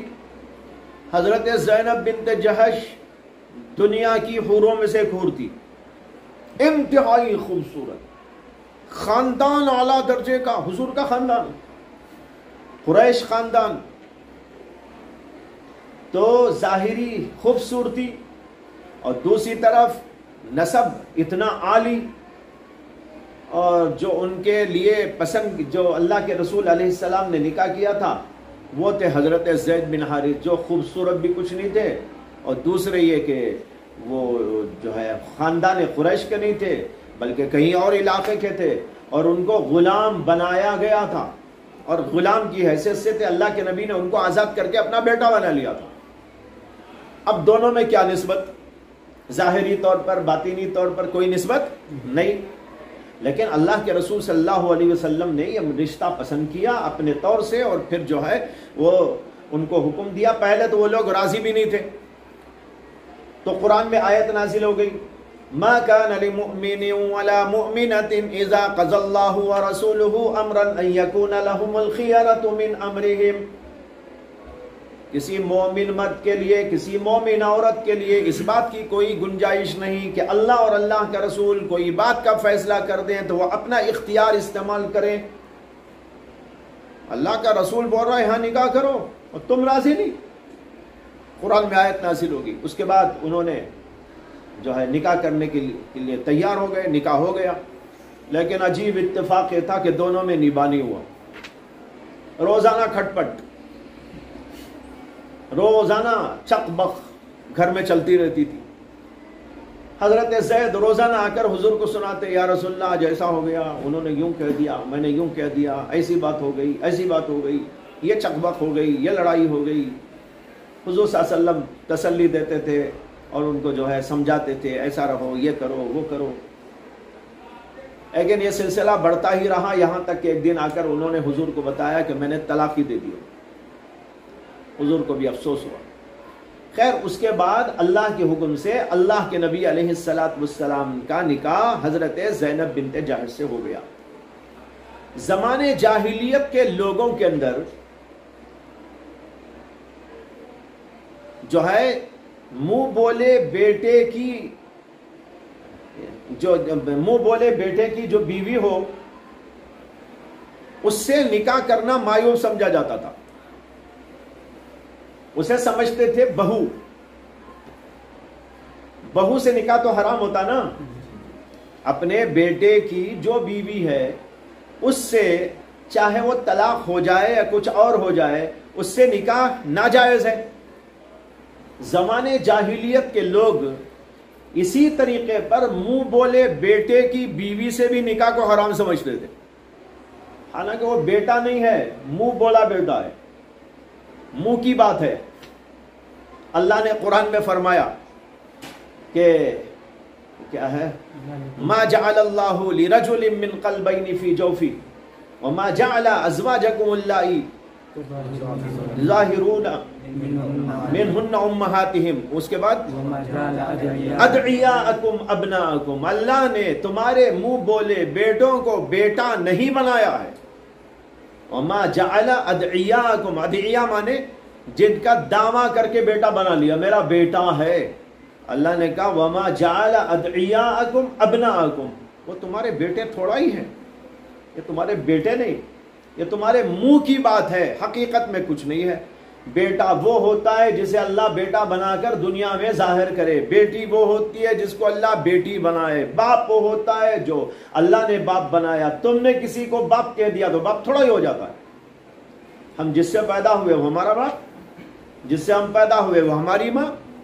کسی کو ہم نے کہہ دیا میری ماں، یہ میری باپ، یہ میرا باپ، تو وہ باپ نہیں ہے، ماں نہیں ہے۔ اسی طرح جو ہے یہ قسم اگر کوئی کھا لے اپنی بیوی کے بارے میں، یہ میری ماں ہے، اس کو زہار کہتے ہیں۔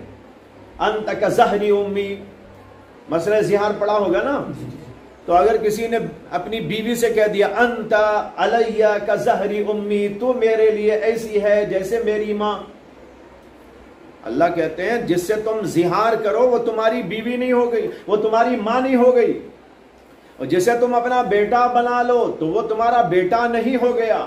بیٹا وہ ہوتا ہے جس کو اللہ بیٹا بناتا ہے، اور بیوی وہ ہوتی ہے، ماں وہ ہوتی ہے جس کو اللہ ماں بنائے۔ یہ مضمون یہاں پر آیا۔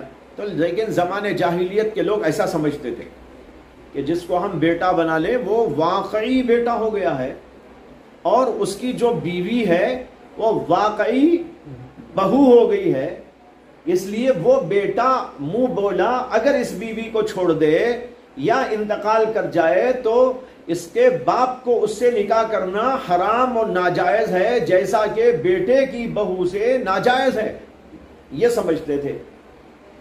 جب اللہ کے نبی نے حضرت زید کی طلاق دی ہوئی عورت حضرت زینب سے نکاح کیا تو لوگوں نے ہنگامہ مچا دیا، اور اسی پر یہ سب آیتیں آئی بتانے کے لیے، ارے تمہارے منہ کے بولنے سے تھوڑا ہی کوئی بیٹا بن جاتا ہے، زید بیٹے نہیں۔ اسی لیے اللہ نے کہا ادعوہم لیآبائہم، ان کو ان کے باپوں کے نام سے پکارو، ادعوہم لیآبائہم، ان کو تمہارے نام سے نہ۔ اس کے بعد حضور نے اعلان کر دیا کہ کوئی بھی زید بن محمد نہیں کہے گا، وہ زید بن حارثہ ہیں، ان کے باپ کا نام تو حارثہ ہے، میں کہاں باپ ہوں ان کا؟ باپ میں نہیں ہوں۔ منہ سے بول لینے سے کوئی باپ اور کوئی بیٹا نہیں بن جاتا۔ تو اللہ نے یہ سب آیتیں نازل کر کے بتایا کہ حقیقت میں یہ بہو نہیں ہے محمد صلی اللہ علیہ وسلم۔ اب دیکھو یہاں میں جو سمجھانا چاہتا ہوں وہ یہ ہے کہ جب اللہ کے نبی نے وہاں کے عرف کے خلاف ایک بات کی تو ہنگامہ ہوا نہیں ہوا، بڑا شور ہوا، یہاں تک کہ آیتیں نازل ہو گئی سمجھانے کے لیے، حقیقت کو واضح کرنے کے لیے۔ یہ آیت بھی اسی سلسلے میں ہے جو قرآن میں آئی کہ اللہ تعالیٰ نے کہا ما کان محمد ابا احد من رجالکم ولکن رسول اللہ وخاتم النبیین۔ یہ آیت بڑی عجیب و غریب آیت ہے، اور اس کے اندر اسی واقعے کے پس منظر میں یہ باتیں بیان کی گئی ہیں، اور 3 جملے ہیں اس میں، اور 3 جملوں کا بڑا گہرا ربط ہے۔ سمجھا دوں یا چھوڑ دوں؟ یہ رہ جائے گا پھر۔ کیا وقت ہوا؟ 5 ہی منٹ ہے۔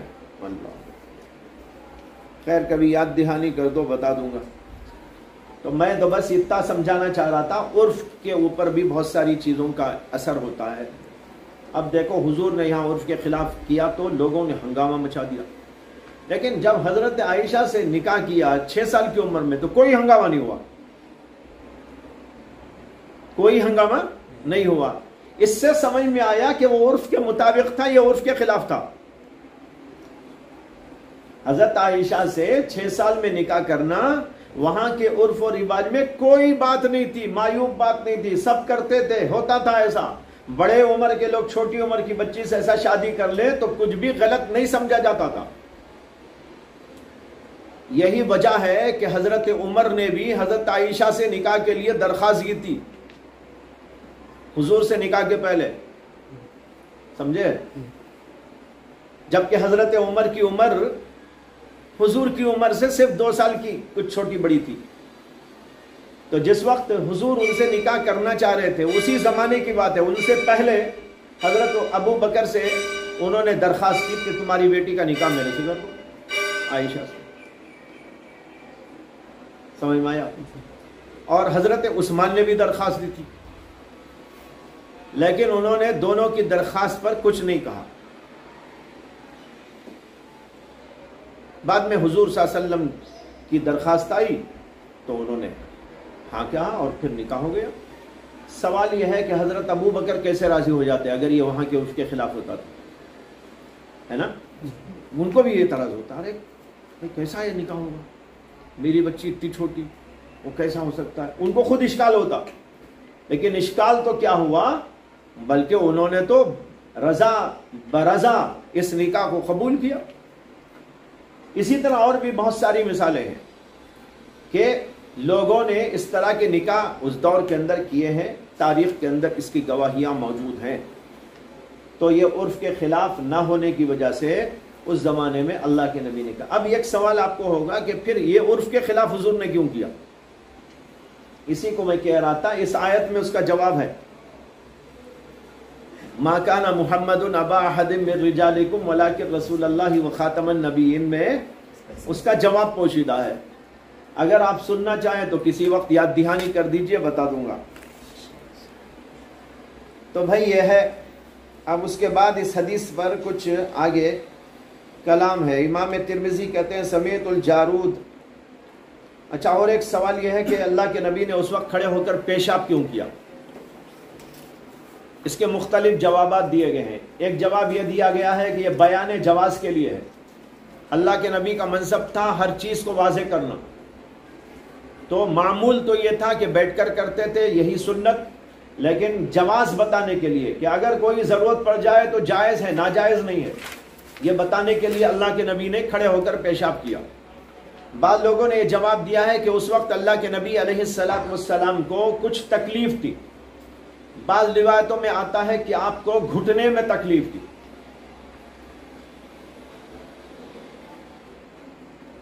اور بعض روایتوں سے معلوم ہوتا ہے کہ آپ کی کمر میں درد تھا، لہذا اللہ کے نبی نے اس صورت میں عذر کی وجہ سے کھڑے ہو کر پیشاب کیا۔ معلوم ہوا کہ کھڑے ہو کر پیشاب عذر کی وجہ سے کر سکتے ہیں۔ اس کے بعد کی بات تو واضح ہے۔ قال ابو عیسیٰ وسمیت الجارود یقول سمیت وکیعا يحدث بهذا الحديث عن الاعمش ثم قال وكيع هذا اصح حديث روي عن النبي صلی اللہ علیہ وسلم في المسح وسمیت ابا عمار الحسین بن حریث یقول سمیت وکیعا فذكر نحوه۔ یہ ہے عبارت تمہاری کتاب میں؟